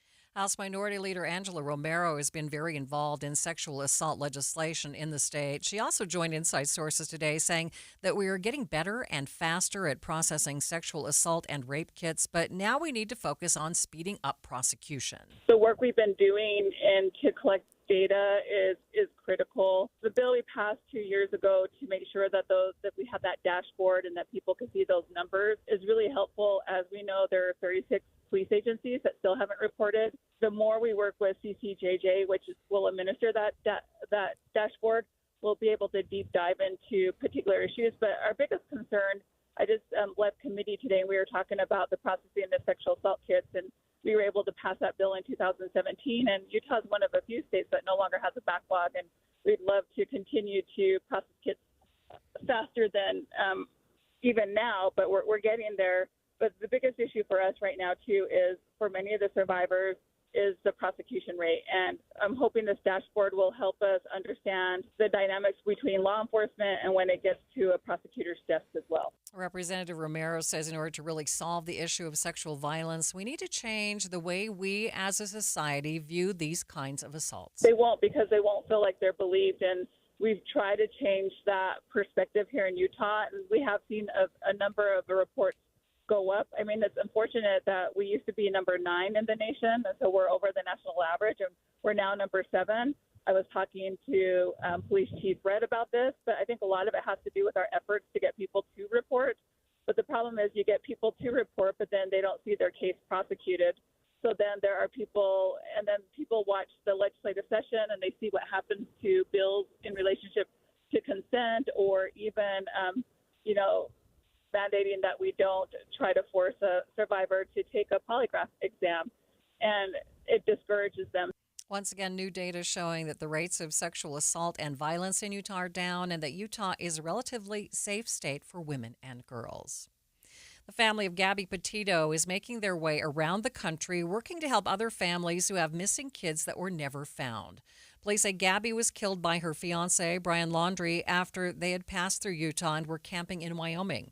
ABC's Michael Strahan has more. It was a harrowing case that captivated an entire nation. That revelation in the Gabby Petito case, 22-year-old Gabby Petito disappeared on a cross-country road trip with her fiancé, then found dead, murdered by the man she loved. Now, nearly 4 years after her tragic death, her family is turning their pain into purpose. We're not residents of New Hampshire, but we stand with these families. helping others who have also lost loved ones but are still searching for answers. We had resolution in our case. Gabby was found, and there's a lot of families who don't have that resolution, and we feel that we can be a voice to help amplify those stories. Gabby's mother, Nicole, and stepfather, Jim, speaking at a rally in New Hampshire Friday, helping raise awareness for the more than 130 missing and murdered persons cases that remained unsolved in the state. From the time we were able to report her missing to finding her body was 8 days. And I can tell you those 8 days felt like an eternity. So to stand here with these families that have been searching for months, years, with no answers, their strength and courage and determination is awe-inspiring. Not everybody gets the attention that she got. The world came together, the media came forward, tips came in, and that's what helped find her and bring her home. And so all of these families deserve the same thing that Gabby received. The Gabby Petito Foundation, working with the New Hampshire Coalition of Families of the Missing and Murdered, who organized the event, and the Light the Way Missing Persons Advocacy Project. These are real people. They are truly missed. We might talk a lot about a missing person or, a victim of a homicide when it happens in the beginning. But when all of that goes away, there's someone holding nothing. Among those 100-plus unsolved cases, the disappearance of Mara Murray. Mara went missing in 2004 after her car crash, seemingly vanishing into thin air at just 21 years old. More than 2 decades later, what happened to her is still a mystery. Having to live with not knowing is the worst form of loss. It's called ambiguous loss, where you don't know. The talented student-athlete was in the midst of pursuing a nursing degree at the University of Massachusetts Amherst. She got recruited by top schools all over the country, and she would never tell you that. She was very humble. There's almost a sense of guilt about living your everyday life because you're here. Mara's not, and that's not fair. So you have trouble finding peace, true happiness. The chief of the cold case unit said they are actively working to solve her case. The disappearance of Mara Murray is a case that we are actively involved in, as well as our partners from the Federal Bureau of Investigation using modern forensic technology. We haven't given up. We urge the public not to either. Also, at Friday's rally, the family of Trish Haynes. In 2018, the 25-year-old's remains were found at the bottom of Grants Pond in New Hampshire. She was vibrant, and she could light up a room with a smile. She was just loving, caring, give you the shirt off her back. Her great-aunt says she and Trish's mother were initially told by law enforcement to keep the gruesome discovery a secret, forced to pretend Trish was still just missing. Now, they say they believe they know who killed her and are frustrated. Trish's case is not unsolved. Trish's case is unprosecuted. We know where she was for the last 4 months of her life. We know from other people that she was abused. We know from some people that she was murdered. The state of New Hampshire needs to do better. The Attorney General's office telling ABC News the goal of investigators is to seek justice for what was done to Trish and to hold the persons responsible accountable under the law, adding, despite 7 years of ongoing investigation, the evidence needed to meet the state's burden at trial has not yet emerged. That is ABC's Michael Strahan reporting. Midday continues in just 60 seconds. Have old jewelry you never wear? A diamond that's been passed down but doesn't quite feel like you? At Duke's Jewelers, they specialize in remounting and custom design. Whether it's refreshing a cherished heirloom or creating something completely new, they'll help you bring your vision to life. Bring in your own diamonds, gemstones, or even gold. They'll start with a one-on-one consultation, sketch ideas together, and create detailed CAD renderings so you can see exactly what your new piece will look like. They even offer 3D resin models so you can try it on before it's in production. It's personal, it's collaborative, and it's all done with the quality and care you've come to expect from a fourth-generation jeweler. Visit Duke's Jewelers in Springville, where your old treasures become new favorites. That's Duke's Jewelers. DukesJewelers.com. Democratic lawmakers in the Texas legislature finally back in the Lone Star State. A quorum is present, and it's time to resume the work of the people of Texas sent us here to do. The redistricting battle between Democrats and Republicans finally getting the chance to move forward with voting at the State House. A Texas bill to change the state's congressional district map in favor of Republicans advanced last night, hours after Texas Democrats returned to the state.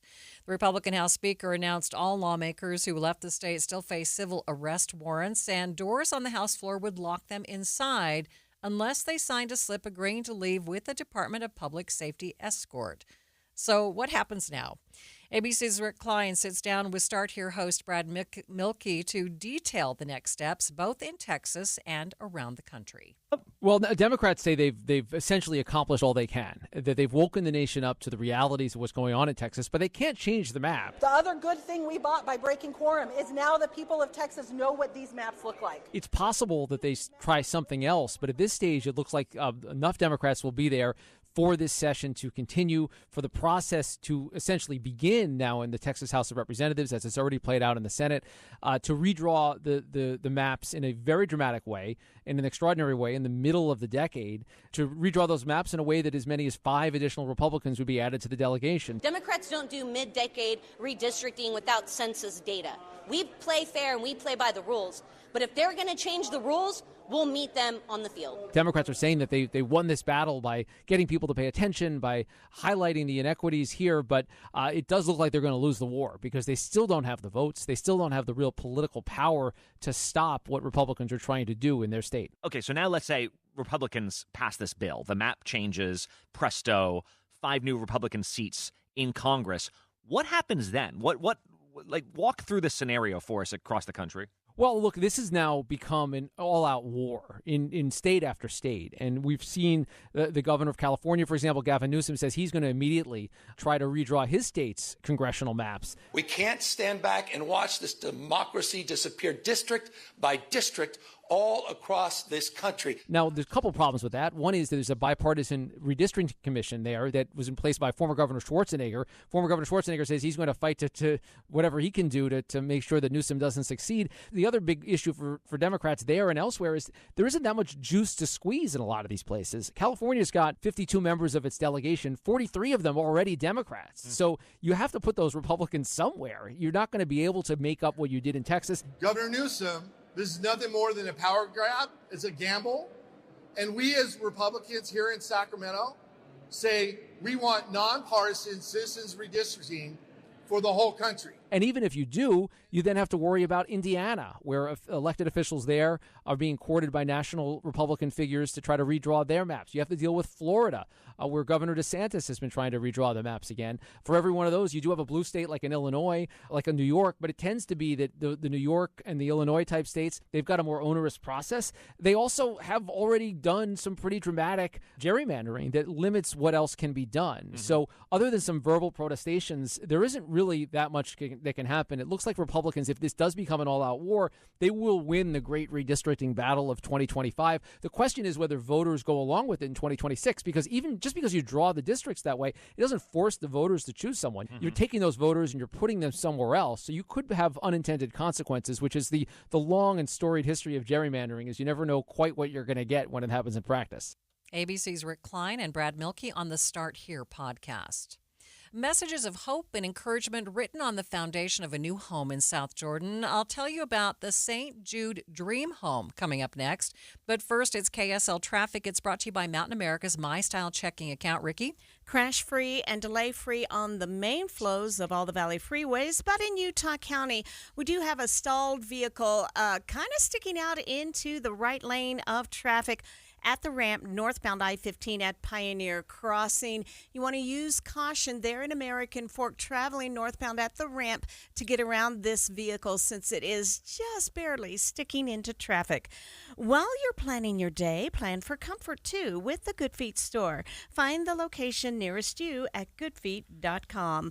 Ricky Meese in the KSL Traffic Center. And this portion of Midday is sponsored by Comcast, supporting American small business growth. Now in its 5th year, Comcast Rise has delivered $160 million in support to 14,500 small businesses nationwide. With me today, Jay Francis from the South Valley Chamber. You were telling me that you were just one of 5 cities selected for these grants this year. That has to feel really great. It really did. When we found out that, and I'm not going to get them all, but Boston was one. I think Seattle was one. I think Nashville, or it was Nashville or Oklahoma City, and then South Valley.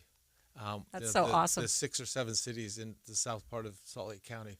So we're excited about that. Okay, so what is your advice to small business owners looking to take advantage of opportunities like this? I think they need to keep their eyes and ears open and look for opportunities like this. We were happy to push this out so that as many could find out about it as possible. But there are other opportunities, and the SBA administration has a list of things they can do. There's educational opportunities for small business. The Salt Lake Community College has a great program for small businesses to help them be able to bolster, continue, and stay in business. Mm-hmm. Just don't hunker down and just do business. You need to do that, but keep looking for opportunities to make you better and make you stronger. Well, Michelle Cousins, one of the business owners who is able to take advantage of one of these RISE grants. Michelle is the owner of Leo Events. And Michelle, tell us how your business has benefited from this grant. Well, we are definitely taking advantage of the technology upgrades. I run a really large team, and it's nice to get everyone on the same page with the same operations and technologies so that we can better serve our clients. And I am very excited for the business coaching. I've got some big business endeavors coming up in the future that I could use some guidance on, and that coaching is going to be priceless.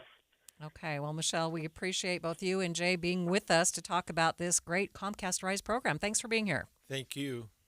When you crash your car, you get it fixed.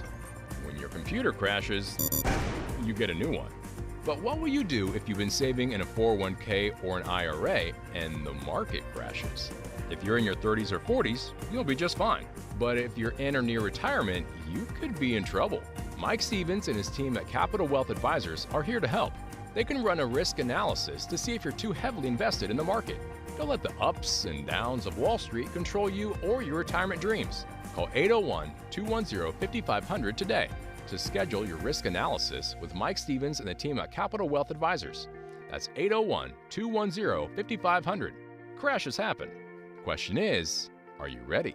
Capital Wealth Advisors, 801-210-5500. Investing involves risk, including the potential loss of principal. Advisory services offered through Capital Wealth Advisors, LLC, a state of Utah registered investment advisor. You hear that? That's the sound of your business losing money. Legacy phone systems weren't built for today's teams. OpenPhone gives your business a smarter way to stay connected. OpenPhone lets you manage calls, texts, voicemail, and contacts all in one place so that you and your team can deliver a seamless customer experience from ring to... Need to take calls on the go? OpenPhone automatically transcribes, summarizes, and highlights next steps from every call, so you never miss a detail. Need insight into what closes a sale? With OpenPhone's AI call tags, you can instantly spot key topics like objections or pricing questions, and use those insights to coach your team and level up every customer interaction. And yes, you can bring your existing number with you for free. Keep your team in sync and your customers happy with OpenPhone. OpenPhone. No missed calls, no missed customers. Try OpenPhone for free at openphone.com/try and get 20% off your first 6 months. That's openphone.com/try. openphone.com/TRY. Hope and encouragement, the foundation of a happy life. And today, those messages of hope and light will be written on the foundation of a very special home in South Jordan. It's the St. Jude Dream Home Showcase.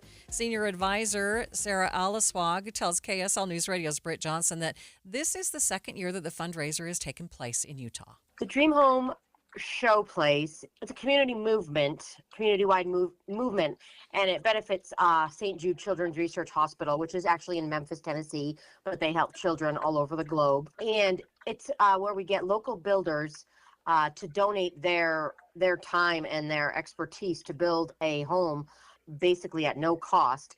And they also encourage their trade partners, vendors and local businesses to become involved as well. And they all donate their labor, material, and services. And then the house will get sold, and then 100% of the profits will be donated to the hospital at the end of the whole process. Alice Swag hopes it will become a yearly tradition. She says the floor signing is just one step in the Dream Home Showcase. We have a handful of different events that go on, from a groundbreaking ceremony that happened, back in April.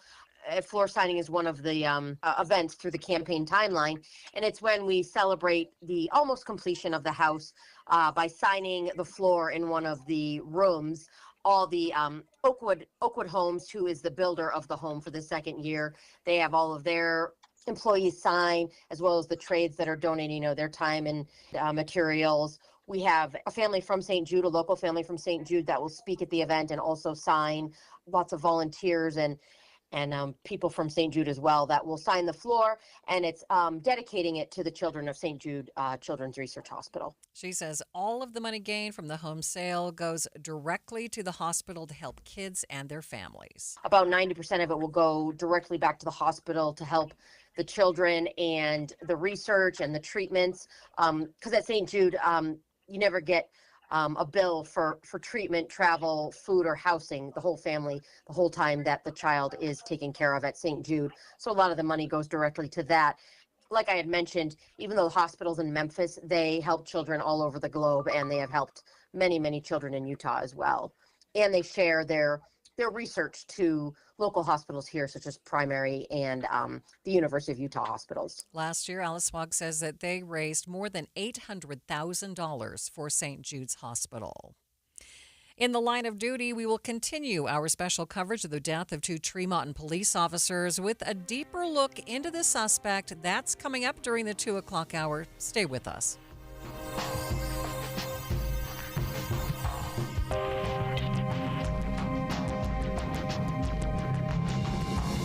KSL FM Midvale. KSL Salt Lake City. From the KSL Common Spirit Health Studios, this is KSL News Radio. Utah's news, traffic, and weather station.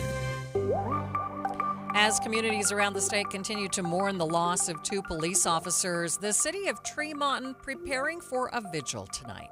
This is such a tragedy to this community. It's just been heart-wrenching. And we just feel so strongly that the people need to get together. The time is 2 o'clock on Tuesday, August 19th. It's midday. I'm Maria Shilaos. Coming up, more on the events tonight to remember and honor the officers. We also go in depth on the man accused of killing them. Also this hour, pay attention to the flashing lights and traffic around you, and if you see other vehicles stopped, it's probably a good idea for you to stop as well. A crossing guard hit this morning on the second day of school in Davis County. The reminders from police to maintain safety in school zones coming up. But first, our top stories. Utahns making an average salary will still need to save for almost 9 years to make a down payment on an average price home. KSL News Radio's Heather Kelly has more. The median price of a Utah home is just shy of $518,000. Data from the Bureau of Economic Analysis shows it will take people 8 years, 5 months to save 10% for a down payment if you make the average salary. That's the 3rd longest save rate in the U.S. People in Hawaii need to save for nearly 29 years in order to afford the median price of $846,000.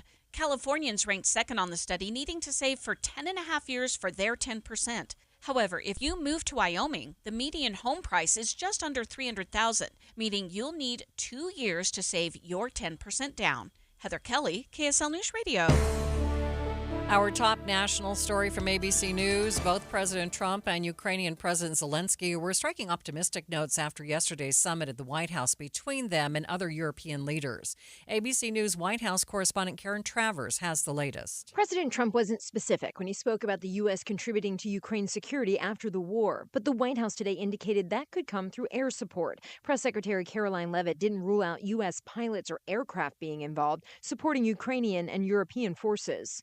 U.S. boots will not be on the ground in Ukraine, but we can certainly help in the coordination and perhaps provide other means of security guarantees to our European allies. The President understands security guarantees are crucially important to ensure a lasting peace. Karen Travers, ABC News, the White House. Your money at this moment, the Dow ending the day up by about 11 points, sitting at 44,922. S&P 500, though, down by 37. And those big tech stocks dragging down the NASDAQ. It ended down 315 points. Traffic and weather, it's brought to you by Mountain America's My Style checking account. And here's Ricky Meese. In Davis County, we have a crash westbound Antelope Drive at 2000 West in the Syracuse area. A tow truck is on the scene, so it's in the final cleanup stages. Problem is, it is in the intersection, so traffic will be blocked. You can get through, just use some caution. If you're traveling any of the Valley freeways, you are seeing a delay-free, quiet drive. Ricky Meese in the KSL Traffic Center. It's hot and going to stay hot for the next few days, but there is some relief in sight. Looks like on Monday we'll be maybe down into the upper 80s, but today and tomorrow the high of 100 degrees. Right now 96 degrees at the KSL Common Spirit Health Studio. A reminder about the simplest way to get updated for your day. Hit your KSL preset when you jump in the car, and we'll take care of the rest. Hear key news updates and traffic reports. Andy and Amanda from 5 to 9 in your car. KSL News Radio at 102.7 FM. Getting help with electrical repairs is easier than you think. All you have to do is call Any Hour Services or schedule an appointment at anyhourservices.com. No one helps more homeowners than Any Hour Services. For nearly 70 years, Les Olson IT has been the trusted name for businesses. From state-of-the-art printers and copiers to managed IT services, we have the solutions you need to stay ahead in today's world. And now Les Olson IT is trusted and licensed in Utah for security systems, for technology that helps you work smarter. Les Olson IT, providing solutions that empower your business. Les Olson IT. Get in the zone, AutoZone. Bob's had the same car, Betty, since high school, and that was a while ago. Bob's dealt with wipers, slow starts, and a few warning lights. And every time, Bob went to AutoZone, where a friendly AutoZoner helped with free services and the right parts to keep Bob and Betty on the road.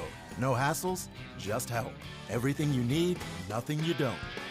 Get in the zone, AutoZone. Restrictions apply. I'm Ed Evans, CEO of Consumer Cellular. We're dedicated to serving people 50 and up, like me. Our needs are different. Big Wireless wants us in an unlimited plan, but if you're not using all that data, you're probably getting used. At Consumer Cellular, we're focused on affordable, reliable plans, including data that suits your needs, not ours. Our plans start at just $20, and you'll get the best customer service in the business. Call 1-888-FREEDOM or visit consumercellular.com/facts. Plans include $5 credit for auto pay and e-billing. See site for additional facts. An Australian hiker travels to the American West to walk a wilderness trail. Wasn't afraid to be out on his own. But Eric Robinson vanished in the high Uinta Mountains. I remember thinking, Eric, what were you thinking, mate? I'm Dave Cawley. Join me on my podcast, Uinta Triangle, where I travel the world to answer the question, what happened to Eric Robinson? Follow Uinta Triangle. That's UINTA Triangle on Apple Podcasts or wherever you listen. Thanks for tuning in to Midday. I'm Maria Shilaos. In the line of duty, we have special coverage of the shooting of several law enforcement officers in Tremonton.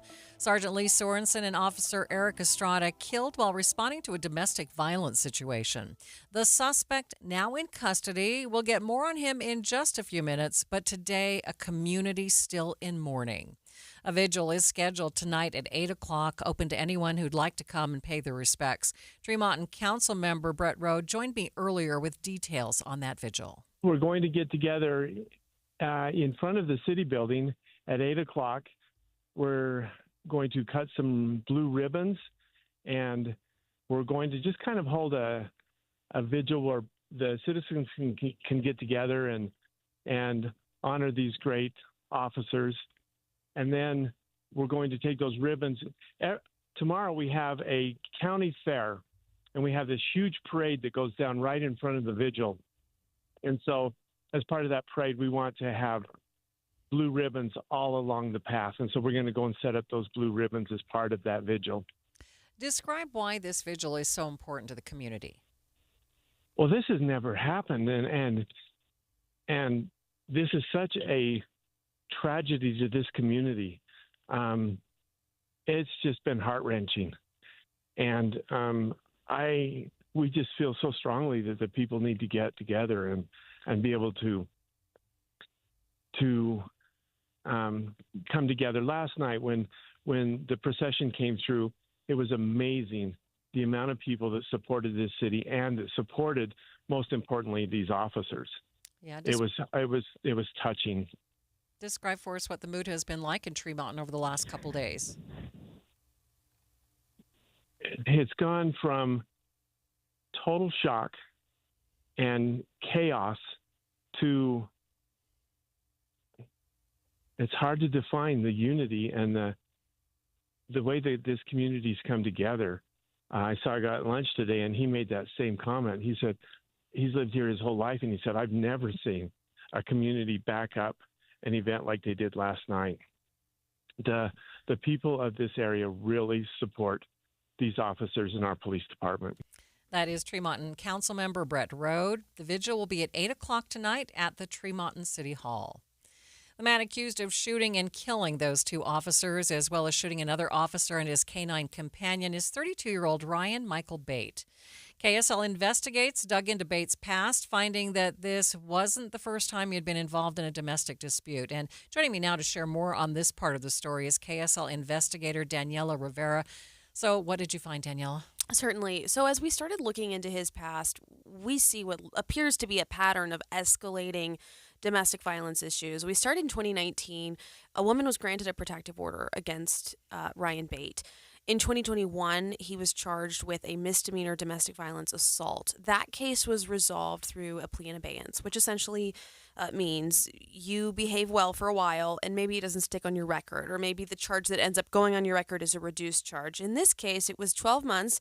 Don't violate any more laws, and this will not be on your record. So that's what happened there. And then in 2024, last year in May, we saw perhaps the most serious at that time, which was a felony arrest with multiple felony charges for domestic violence assault, domestic violence in the presence of children. And in that case, we know that the victim alleged that he had grabbed her by the throat, tossed her onto a couch, and broken a chair during a fight. And of course, keep in mind, this is happening in a house with children and firearms, allegedly. And so in that situation, we know through listening to court audio from that case that police had also done a lethality assessment with that victim back in May 2024. And that is a survey. It's mandated by law, and it helps law enforcement understand how much danger a domestic violence victim might be in. And in that scenario, she admitted that he had grabbed her by the throat in the past. She said this is not the first time it's happened. And that lethality assessment came back with significant risk. The prosecutor said they had serious concerns about the situation in that home. But that case was ultimately dropped a few months later in August because the victim... So what's going on there? Well, Why? Well, when we see a case is dropped, trust me, as an investigator, I'm looking like, who did what where? Right. What did we miss? But in this situation, the case ultimately was dropped. We listened to the audio, and the prosecutor said in court that the victim in the case had chosen not to testify against Ryan Bate. And the prosecutor had reviewed the evidence and determined that without her testimony, they couldn't move the case forward. And so that case was dropped. And then that brings us to Sunday night, where we understand police believe that there was a domestic violence assault occurring when officers arrived to try to help, and that a woman in the home that Bate had allegedly slammed her head into a door frame. So given that these are the last two particularly alleged incidents where there is not a conviction, but just the facts of these reports, they seem to continue. We start with a protective order in 2019, and they just seem to keep escalating. Right. So we know he has this domestic violence past, but any other signs of anything toward police officers? Because that's a pretty big escalation from having a fight with someone to killing officers. The connection between domestic violence and violence toward officers, I think, is more pronounced than people might realize. If someone is willing to be violent towards someone in their home, they are going to be willing to be violent towards someone coming to help them. And so we know also, we spoke to the Utah Domestic Violence Coalition yesterday. Domestic violence calls are some of the most dangerous for law enforcement to respond to for that reason. I think there's sometimes a belief that domestic violence is between two people in a relationship or inside that home. And unfortunately, it's incidents like this that remind us how domestic violence quickly spills out of a home and can affect an entire community. So emotionally charged. Absolutely. Thank you so much for digging into this. Thanks for having me. That is KSL investigator Daniela Rivera. We'll see more tonight on Channel 5. For this, for sure. Absolutely. Our team is all over it. Okay. Thank you again. The recent deadly shootings of the two Tremont police officers highlight the dangers of domestic violence calls. And Kimmy Wolf with the Utah Domestic Violence Coalition tells KSL TV officers often go into these situations pretty much blind, not fully aware of what might be going on behind closed doors. You know, law enforcement, when they are answering a domestic violence call, they truly have no idea what they're going to be walking into. Now, if you think about, any type of first responder call, we're asking law enforcement to come into a volatile situation, but in someone's private residence. So you have no idea what the floor plan may be. You have no idea where weapons might be on the offender, stashed throughout the home. You also have no idea, where the children might be. And so there's always that worry of collateral damage. And so we have law enforcement that's always going to be hesitant to use the least amount of force, but they have no idea if the offender has already made a lethal choice for themselves and their family. And they have no idea if there's even going to be given an opportunity to talk the offender down, or if it's already too late, but they have to wait until they know what the response is going to be. Wolf says there is a common misconception about domestic violence that it only really affects a couple or a family. But this case in Tremont is a prime example that anyone who gets involved can be put at risk. What we've seen in this, horrible situation is that sometimes the people helping in a situation, whether it be a trained law enforcement officer, whether it be family and friends, possibly, if the survivor goes to live with someone, until they find a more permanent, residence. People that are helping, trying to help someone leave a situation, be safer, have, an end to the violence in their life, they can also become targets. The small town of Tremont has rallied around the families of those officers who lost their lives in the altercation. An outpouring of love and support has been seen around the state. But Wolf says there needs to be more done before it gets to this point. She says communities need to step in and step up much earlier on. I think in this type of situation, we've all failed, whether it's awareness, whether it's the judicial system, whether it's, opportunities to engage with this family, and that I think is heartbreaking because there is no finger pointing. There is no, even in the hindsight, when we think we know that had this happened at this point in time, this situation, could have been averted. And we truly just don't know. So as a community, we have to take responsibility. It's no one organization, no one institution in our communities. We're all at fault, but we can all be part of the solution.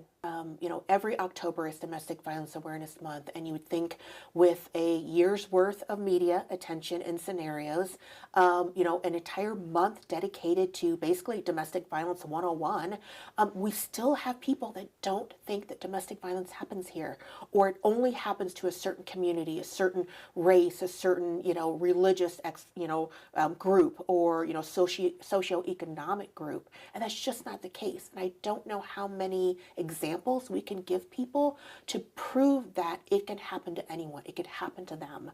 And until we get past that barrier of people not being able to empathize, not being able to place themselves in that type of situation, the threat of it, then we're going to have people that think that, they remain untouched within the state, that their family and friends remain untouched. But every scenario of domestic violence that we hear about, that's someone's loved one. And we have to start paying attention. Wolf says we need to be paying attention to the people around us. Domestic violence can manifest itself outside of the home, and as we've seen during this recent tragedy, it can involve people in the area who aren't even connected to the perpetrator. There was the idea that a domestic violence situation is a private matter between a couple behind closed doors, and we know if you just look at the headlines every year where we see incidences of domestic violence that leave that private home. We see domestic violence following people to work, to schools, out in the community where someone, a violent altercation can happen. This isn't something that is isolated just to a private home. When an offender makes a decision, they're not worried about public perception. The violence can happen at any time and in front of anyone. If you or someone you know is involved in a domestic violence situation and need help, 24/7 confidential support is available at the Utah Domestic Violence Hotline. Their number is 1-800-897-LINK. That's 1-800-897-5465. In the line of duty, we'll continue to follow this story and share any updates that we get. The latest information shared on air and online at kslnewsradio.com. They've lost the report that was given. And I think up here, if the story dies, nobody's going to be on the lookout. A new podcast out today from our friends at KSL Podcast. We'll get a preview of Stolen Voices in just a few minutes. But first, it's KSL Traffic. It's brought to you by Mountain America's MyStyle checking account. Ricky? In the Syracuse area of Davis County, we have the clearing of this accident at the intersection of Antelope Drive and 2000 West.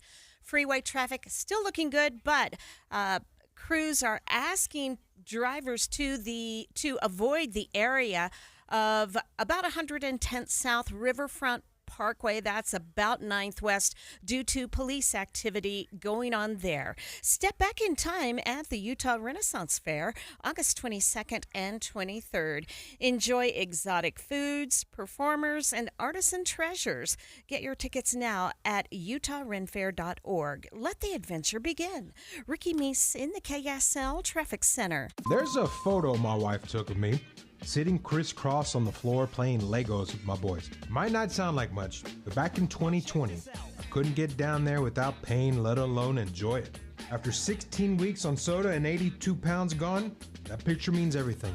It's proof that I'm not just present in my kid's life, but I'm active, engaged, and I'm healthy. Soda didn't just give me a plan. It gave me a partner, a personal nutritionist who helped me every step. Through grocery store trips, family vacations, late night cravings, you name it. If you're a parent who wants to be there, not just someday, but right now, go to sodaweightloss.com. Click the Request a Nutritionist callback. That's sodaweightloss.com. SOTA stands for state of the art. sodaweightloss.com. Soda is, say it with me, state of the art. Hi, this is Doug Wright. For years now, I've been telling you about Connecticut soft water systems that use 2/3 less salt than the others. But I've never told you exactly how they do that. Well, there are several ways, so consider this as part one in a series. Most of the softeners out there use a finicky, hard-to-adjust computer to guesstimate when to cycle, and it errs on the side of cycling too often, which means it'll burn through way too much salt way too soon. Connecticut is different. It has an all-mechanical system that measures the water precisely. No computer, no guesstimating, so it cycles only when needed. The result? Connecticut delivers perfectly soft water 24/7 using minimal salt. So why not save your lower back from carrying the 3 bags of salt when all you need is 1? Call Northern Utah's authorized Connecticut dealer, Connecticut Quality Water Systems of Salt Lake. Call them now, 801-576-8600, or log on to softwaterutah.com and tell them Doug sent you. All the cool kids and their parents are listening to Teen Talk with Jocelyn Osmond. Have you ever wondered what goes on inside the mind of a teenager?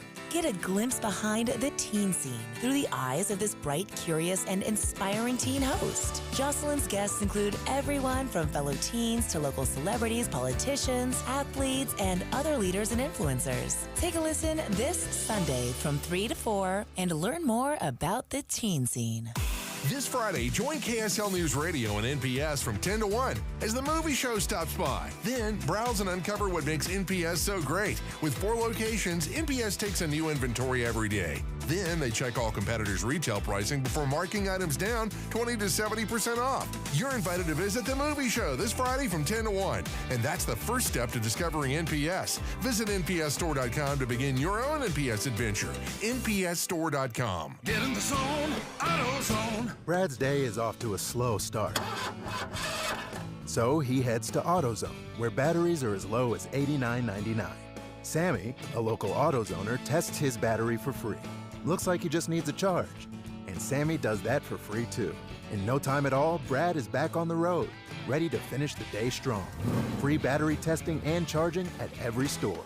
No hassles, just help. Get in the zone, AutoZone. Restrictions apply. I'm Ed Evans, CEO of Consumer Cellular. We're dedicated to serving people 50 and up like me. Our needs are different. Big Wireless wants us in an unlimited plan, but if you're not using all that data, you're probably getting used. At Consumer Cellular, we're focused on affordable, reliable plans, including data that suits your needs, not ours. Our plans start at just $20, and you'll get the best customer service in the business. Call 1-888-FREEDOM or visit consumercellular.com/facts. Plans include $5 credit for auto pay and e-billing. See site for additional facts.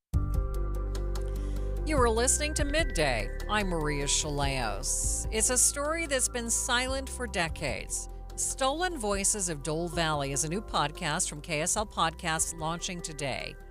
It takes you inside the haunting case of a predator who roamed free in the 1970s Pacific Northwest. My first name is Star with 2 R's. Jamie was my sister, Jamie Grissom.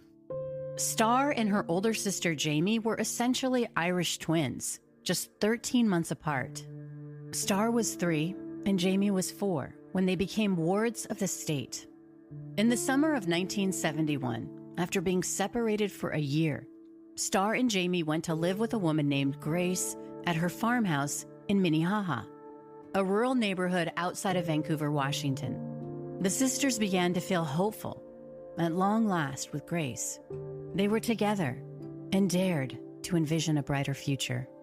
They had no way of knowing that a predator was lurking nearby. How close was he to Grace's house? Less than 2 miles. And when you think of how remote it was, that's pretty close.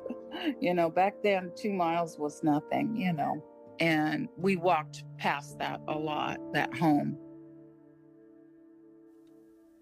Joining me now live is the host of this new podcast, Carolyn Osorio. She's a former reporter at Cairo, KSL's sister station in Seattle. And Carolyn, talk to us about the motivation behind your podcast.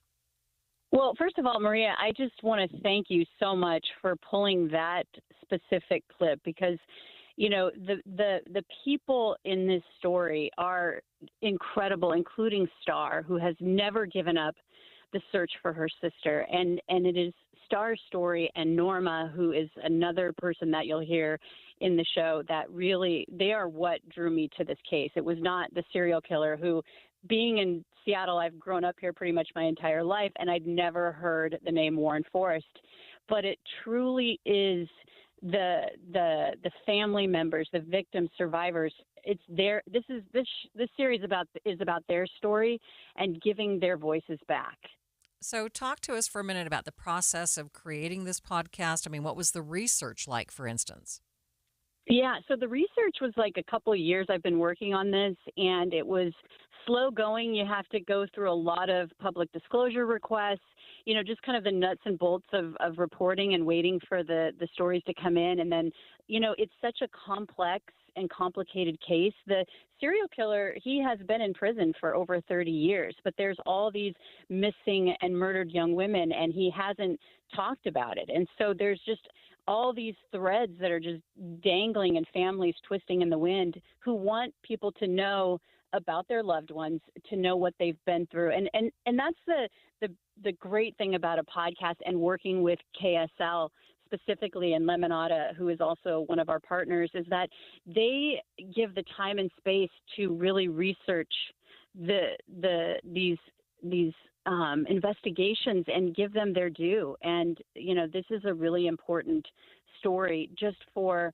what happens when a serial killer impacts the community, the generational trauma, it just continues.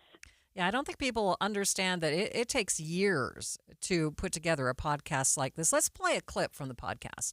Where do you think Jamie is? Well, it's hard for me to know now. I just know she's out there somewhere in that area.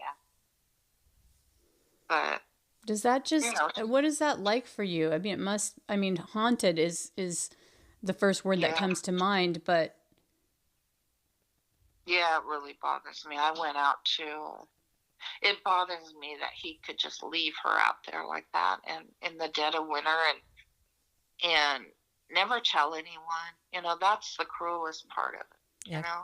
Carolyn, talk to us about what's going on in this clip. Yeah, so Jamie Grissom disappeared December 7th, 1971. That's her younger sister, Star. And, they believe after Jamie went missing, she was, kind of listed as a runaway. Nobody was looking for her. There weren't any yellow ribbons on, stop signs. Like it wasn't even reported in the news. 5 months later, some of Jamie's belongings were found in Dole Valley.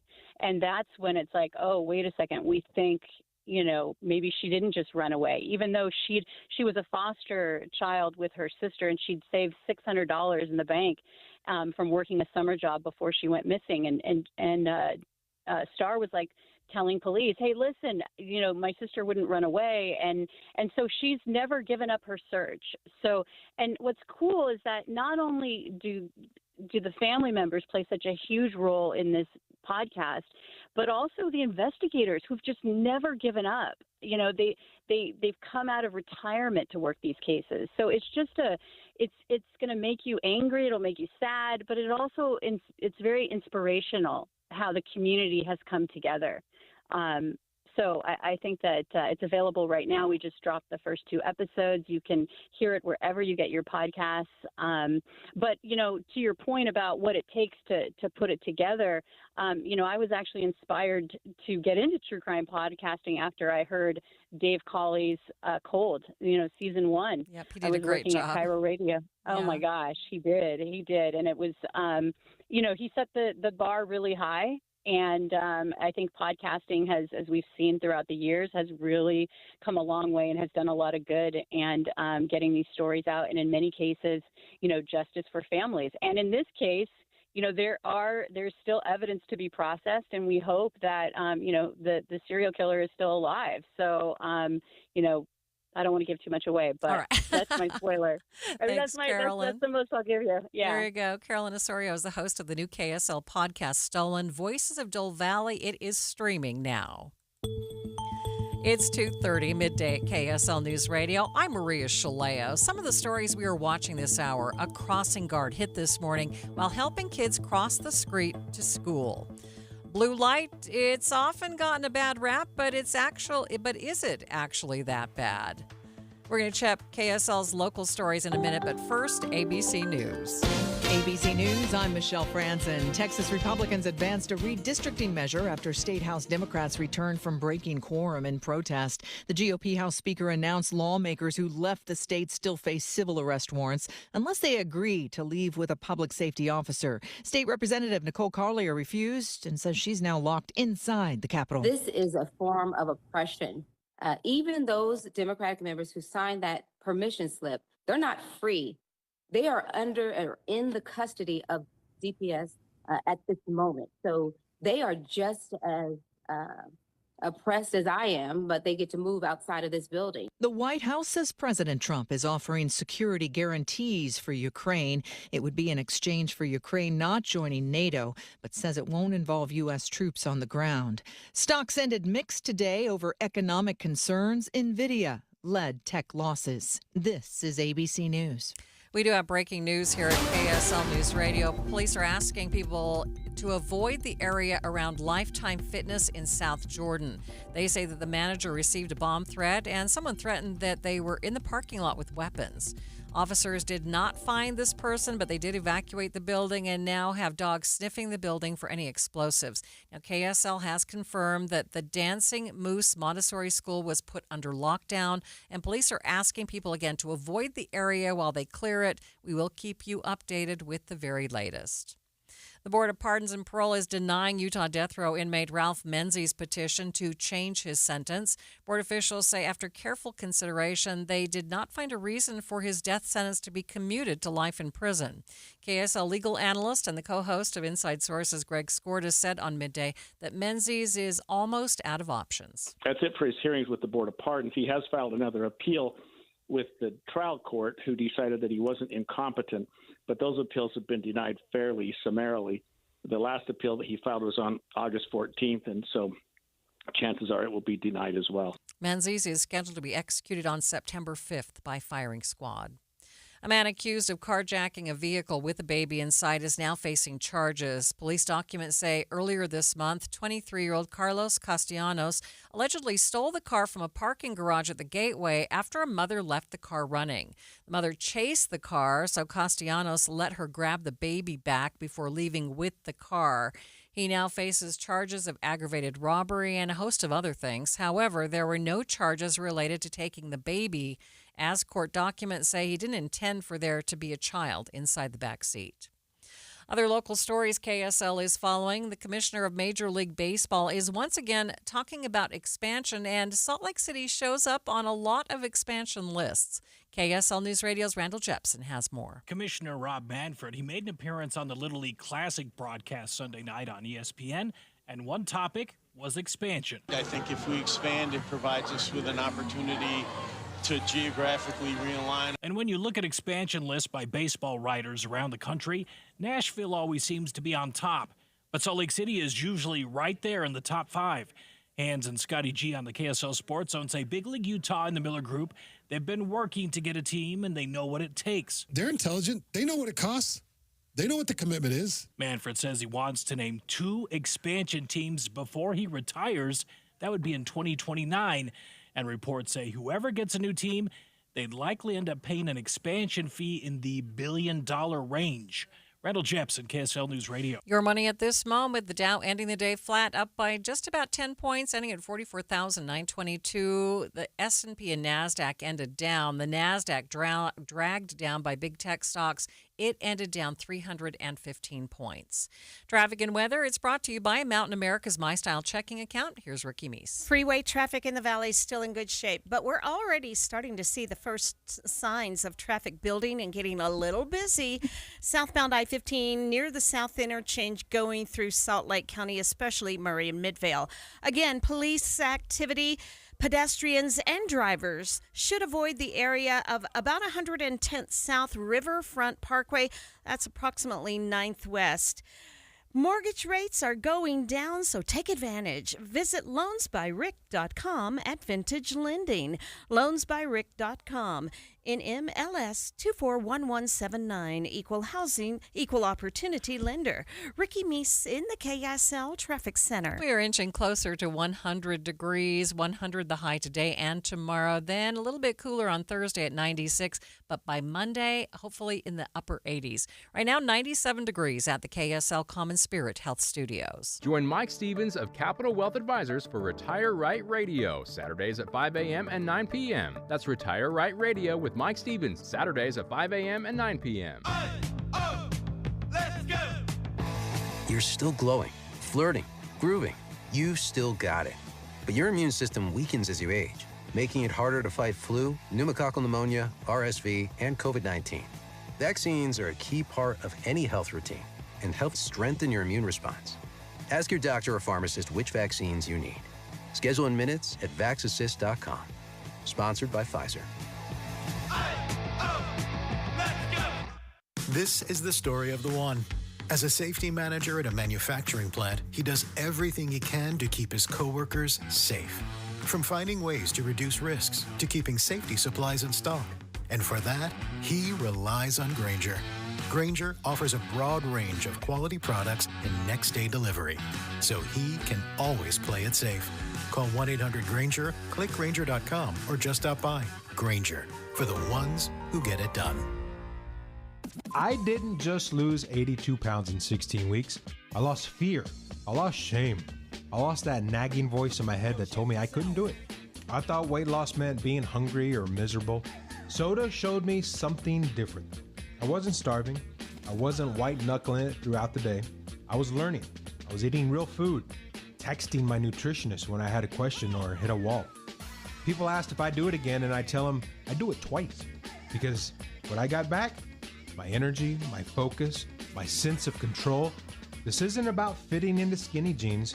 It's about showing up for life. Go to sodaweightloss.com. Click the Request Your Nutritionist callback. SOTA, it stands for State of the Art. Sodaweightloss.com. You can do this. You know how I know you can do it? Man, I did it. And I like to eat.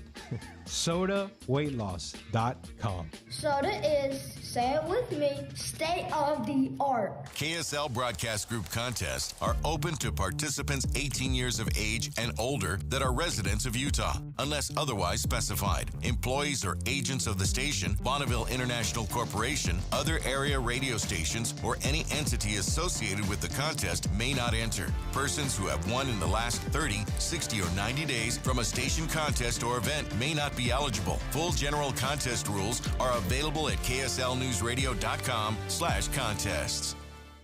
The sources where we get our news matters. When you listen to Utah's Morning News, we want you to feel the stories are important to you and trustworthy. This is Amanda Dixon. And I'm Andy Farnsworth. Join us weekday mornings on KSL News Radio. You are listening to Midday. I'm Maria Shilaos. Hundreds of thousands of Utah kids now back in school. It's on the second day of classes for students in the Davis School District, but already a crash involving a crossing guard. This happened about 8 o'clock this morning outside South Davis Junior High School in Bountiful. The crossing guard received only minor injuries and opted to not go to the hospital. Had just finished crossing kids from the south side of the street to the north side of the street. When she was returning to the south side of the street, a car ended up going through the crosswalk and impacting her.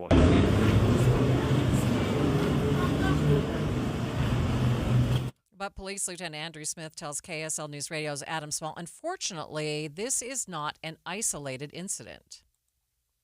Every year we end up having this, unfortunately, and school obviously just started, at least for the Davis School District, yesterday. So we're in day 2 of the school calendar year. Our message to drivers out there is, you have to be extra cognizant. The driving pattern in the morning is going to change with the speed limit changes in the cross zones, especially if you are an eastbound traveler anywhere along the Wasatch Front where you have the sun coming up over the mountain. Is going to affect those. So know where your crosswalks are, your school crossing zones are. Pay attention to the flashing lights and traffic around you. And if you see other vehicles stopped, it's probably a good idea for you to stop as well. Good advice there. Chris Williams is the spokesperson for the Davis School District. He says crossing guards do this kind of thing because they love to help kids. So it makes crashes involving crossing guards even sadder. And even though crossing guards are employees of the cities in which they work in, our hearts go out to them. We know that the only reason they're there is to help our students cross the road to get safely to school. His advice? Every motorist, just anticipate when they get close to a school. Just anticipate someone's going to be in that crosswalk. It could be a whole group of kids. It could be one individual. The crosswalk is now reopened in time for school to wrap up today, and the crossing guard is recovering with only minor injuries. John Trainer, a spokesperson for AAA, joined me live earlier to give his reaction to the crash. For 2 days into school, the beginning of school, though, is when we might not be aware of school zones for drivers, particularly those who don't have kids, who haven't been getting alerts about school starting. All of a sudden, traffic patterns will slow, they will change, and there are plenty more kids, cars, and buses on the streets. Yeah, how common is it to have crossing guards hit by cars? It was hard to say exactly how common or what the numbers are, but I can tell you there's a reason that we really want to alert drivers to be extra cautious this time of year. It is very common for drivers to suddenly approach a school zone, be unaware that speed limits are severely lowered, be unaware of the dangers around them, and maybe they don't change their driving behaviors to be aware of those situations and to really respond to them. That's why we do these things. That's why we talk to people. We want them to be aware because it is all too common to have close calls where people may be struck. So is the biggest factor just being unaware? I think the biggest factor is either being unaware or distracted driving. Distracted driving is a huge cause of accidents in general, but now you magnify that by putting people in limited speed zones, having excited kids going to school, having a lot of pedestrians, a lot of bicyclists crossing the street. Crossing guards are out there to get the attention of drivers and to make sure kids can cross the street safely. Okay, John. They have to do that because people are having an issue with speed and distracted driving. My apologies. Any other safety tips for us? Make sure you put the phone down. Keep your eyes on the street around you. Keep the eyes on pedestrians and bicyclists. Be aware there are more of them out there, and slow down. Speaking of safe routes to school, in Roy, a new pedestrian bridge over 5600 South just opened, making it safer for kids to cross the often busy street to get to class. The bridge eliminates the need for a crossing guard. Roy Mayor Robert Dandoy says the areas to the west, like Hooper, Clinton, and West Haven, are all growing rapidly, causing a lot more people to travel through Roy on their daily commutes. And guess what street they're using, okay, to move back and forth east, moving east to west? This 5600. So this is an incredible, okay, facility for us to provide not only safety, but to move literally the people traffic, okay, from north to south. And you cannot find, in my opinion, a better way to express that than this incredible bridge that's been put in here for the pedestrians and bikers. So it's a great day for us. We're excited about it. The bridge will provide locals, especially students attending Roy Elementary and Roy Junior High schools, with increased access and transportation choices. John Gleason with UDOT says they were happy to get this project done just in time for school to start. This is a big deal for the community, but opening this pedestrian bridge just a day before school, it also means that we're going to be able to get students, parents, teachers to their classes with more safety and convenience than ever before. And pedestrian bridge like this, it really emphasizes our focus not just on roads, but also connections to transit, walking and biking. All transportation methods have to function at a very high level for us to have the type of system we want to pass on to our children. Catherine Price lives near the bridge and says she's already seen the benefits from having the pedestrian bridge in her community. Once the fencing got put up, we were able to utilize it and take evening walks. I can go and stand on top of the bridge and watch them walk to school. They attend Roy Elementary, which is just down not even a half a block. And so it's a real benefit for able to get out at night and enjoy the area around us and everything that surrounds the walk path. And so once the completion of the sidewalk on this side of the bridge is completed, we can walk all the way over and head straight to school. Right now we use the Hawkeye crosswalk, and with traffic and everything, sometimes it takes a little bit longer, but with the completion of this bridge and that, we don't have to worry about crossing the road that's busy and is going to have the additional lanes added. Price says that up until now, many students would have to use the traffic signals to cross the busy road, which was worrisome, especially if younger children didn't know how to do it correctly or if drivers were distracted.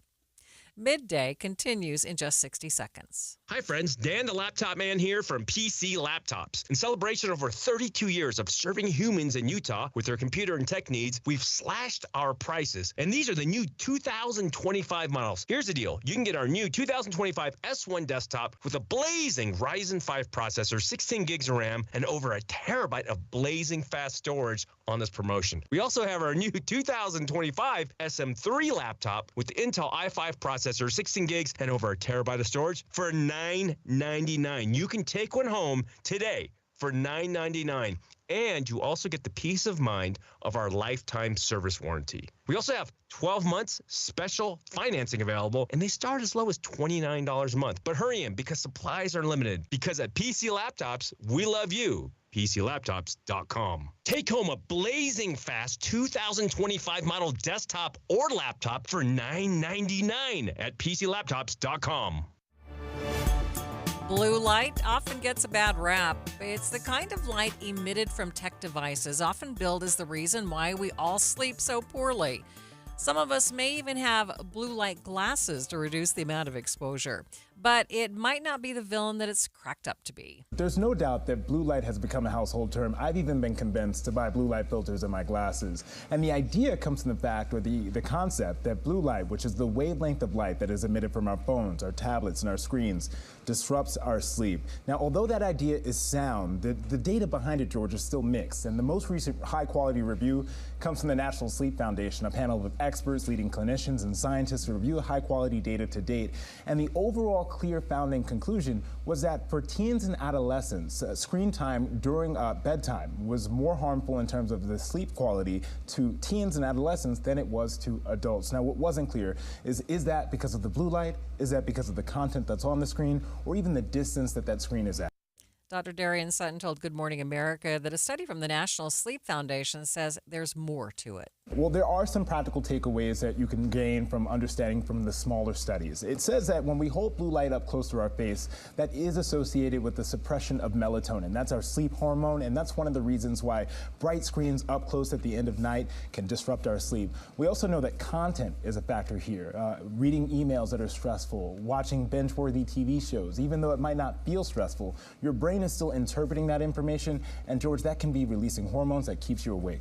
The content combined with the blue light exposure might be the combo that throws off your sleep cycles. But overall, Sutton says being mindful about screen usage can only benefit you and your sleep. The study also found that screens before bedtime were more harmful to teens and adolescents. From the studies that we've known and that we understand, when children don't have good structural sleep in their early life, that increases their risk of problems with brain development. That can also increase their risk of anxiety and depression. So there are some steps that we all should take when trying to manage that. Number one, measure. You can't change something you don't measure, so you want to understand how much screen time you're using. You also want to make sure to keep that screen at an appropriate distance. We do know that the farther the distance, the less likely that it's going to disrupt your sleep. And then wind down, making sure that you're using that time before bed, 30 to 60 minutes. That can be stretching or meditation, whatever you find might be helpful. And if you have to use a screen, you want to use light entertainment. You want to avoid things that are stressful, focusing on a show that you know the ending to, or even a meditation app. And most importantly, making sure that you're keeping it consistent, because your body doesn't know the difference between weekday and weekend. Okay, again, the study found that distance of the screen from your eyes can affect your sleep. The closer you hold that screen, the more likely it is to disrupt your sleep patterns. Jeff Kaplan, do you go to bed right before you go to bed? You check in your phone, check Absolutely. in the blue light? In fact, I sit there in the dark reading my iPad for an hour. And if I wake up in the middle of the night, I do the same thing. Funny, I have a hard time getting to sleep. Can't imagine what's wrong with us.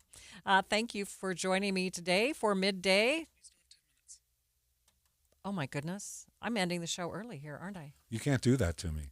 Okay, you don't want to start early? Okay. I'm good. Okay, let's continue. College football season just around the corner. I'm really not excited to leave, I promise. And KSL will be there every step of the way with BYU football and basketball, too. A new show just launched, a nightly update show on the Cougars. It airs from 6:30 to 7 right here on KSL News Radio. And BYU insider Mitch Harper will have the very latest analysis of the Cougars quarterback battle, the Big 12 matchups, and the opening game on August 30th. If you can't listen at night, catch Mitch's video podcast of Cougar Tracks each day on the KSL Sports YouTube page. It's a show that you don't want to miss. Coming up, skippity doo, and all new words just added to the Cambridge Dictionary. We're going to find out what they mean after the break. But first, let's check KSL traffic with Ricky Meese. It's brought to you by Mountain America's My Style checking account. We do have a disabled vehicle, and it's just been moved out of traffic southbound I-15. As you're approaching 1600 North in Orem at first, it caused a little bit of backup. That has eased.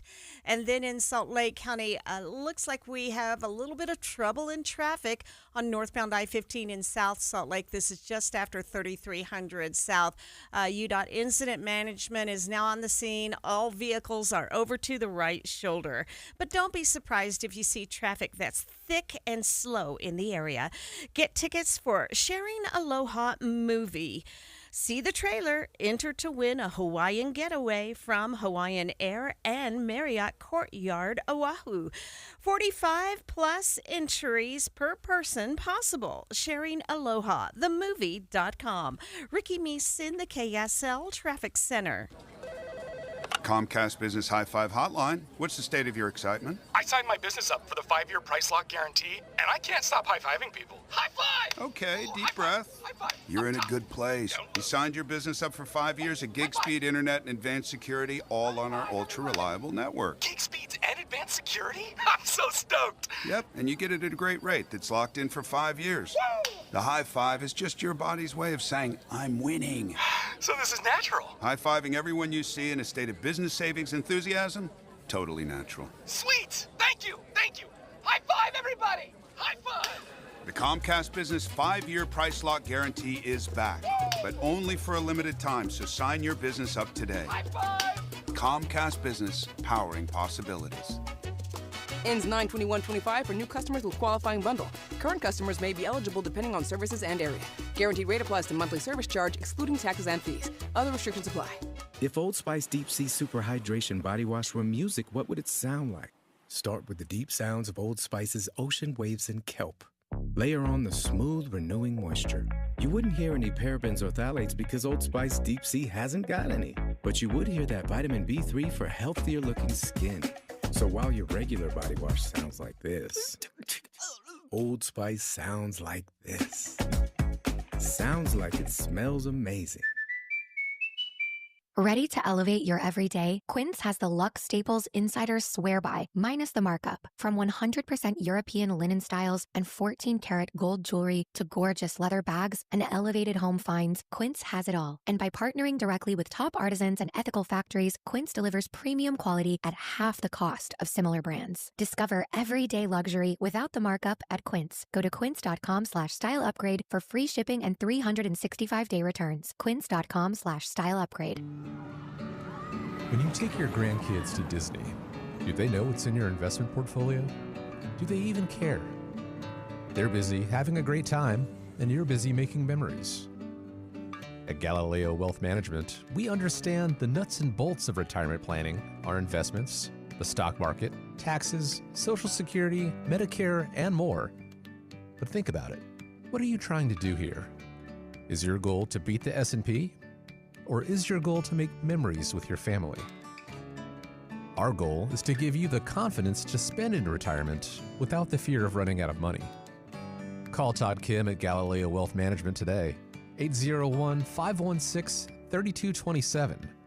That's 801-516-3227, or go online to GalileoWealth.com. Let Todd Kim and Galileo Wealth Management help you make memories, not just money.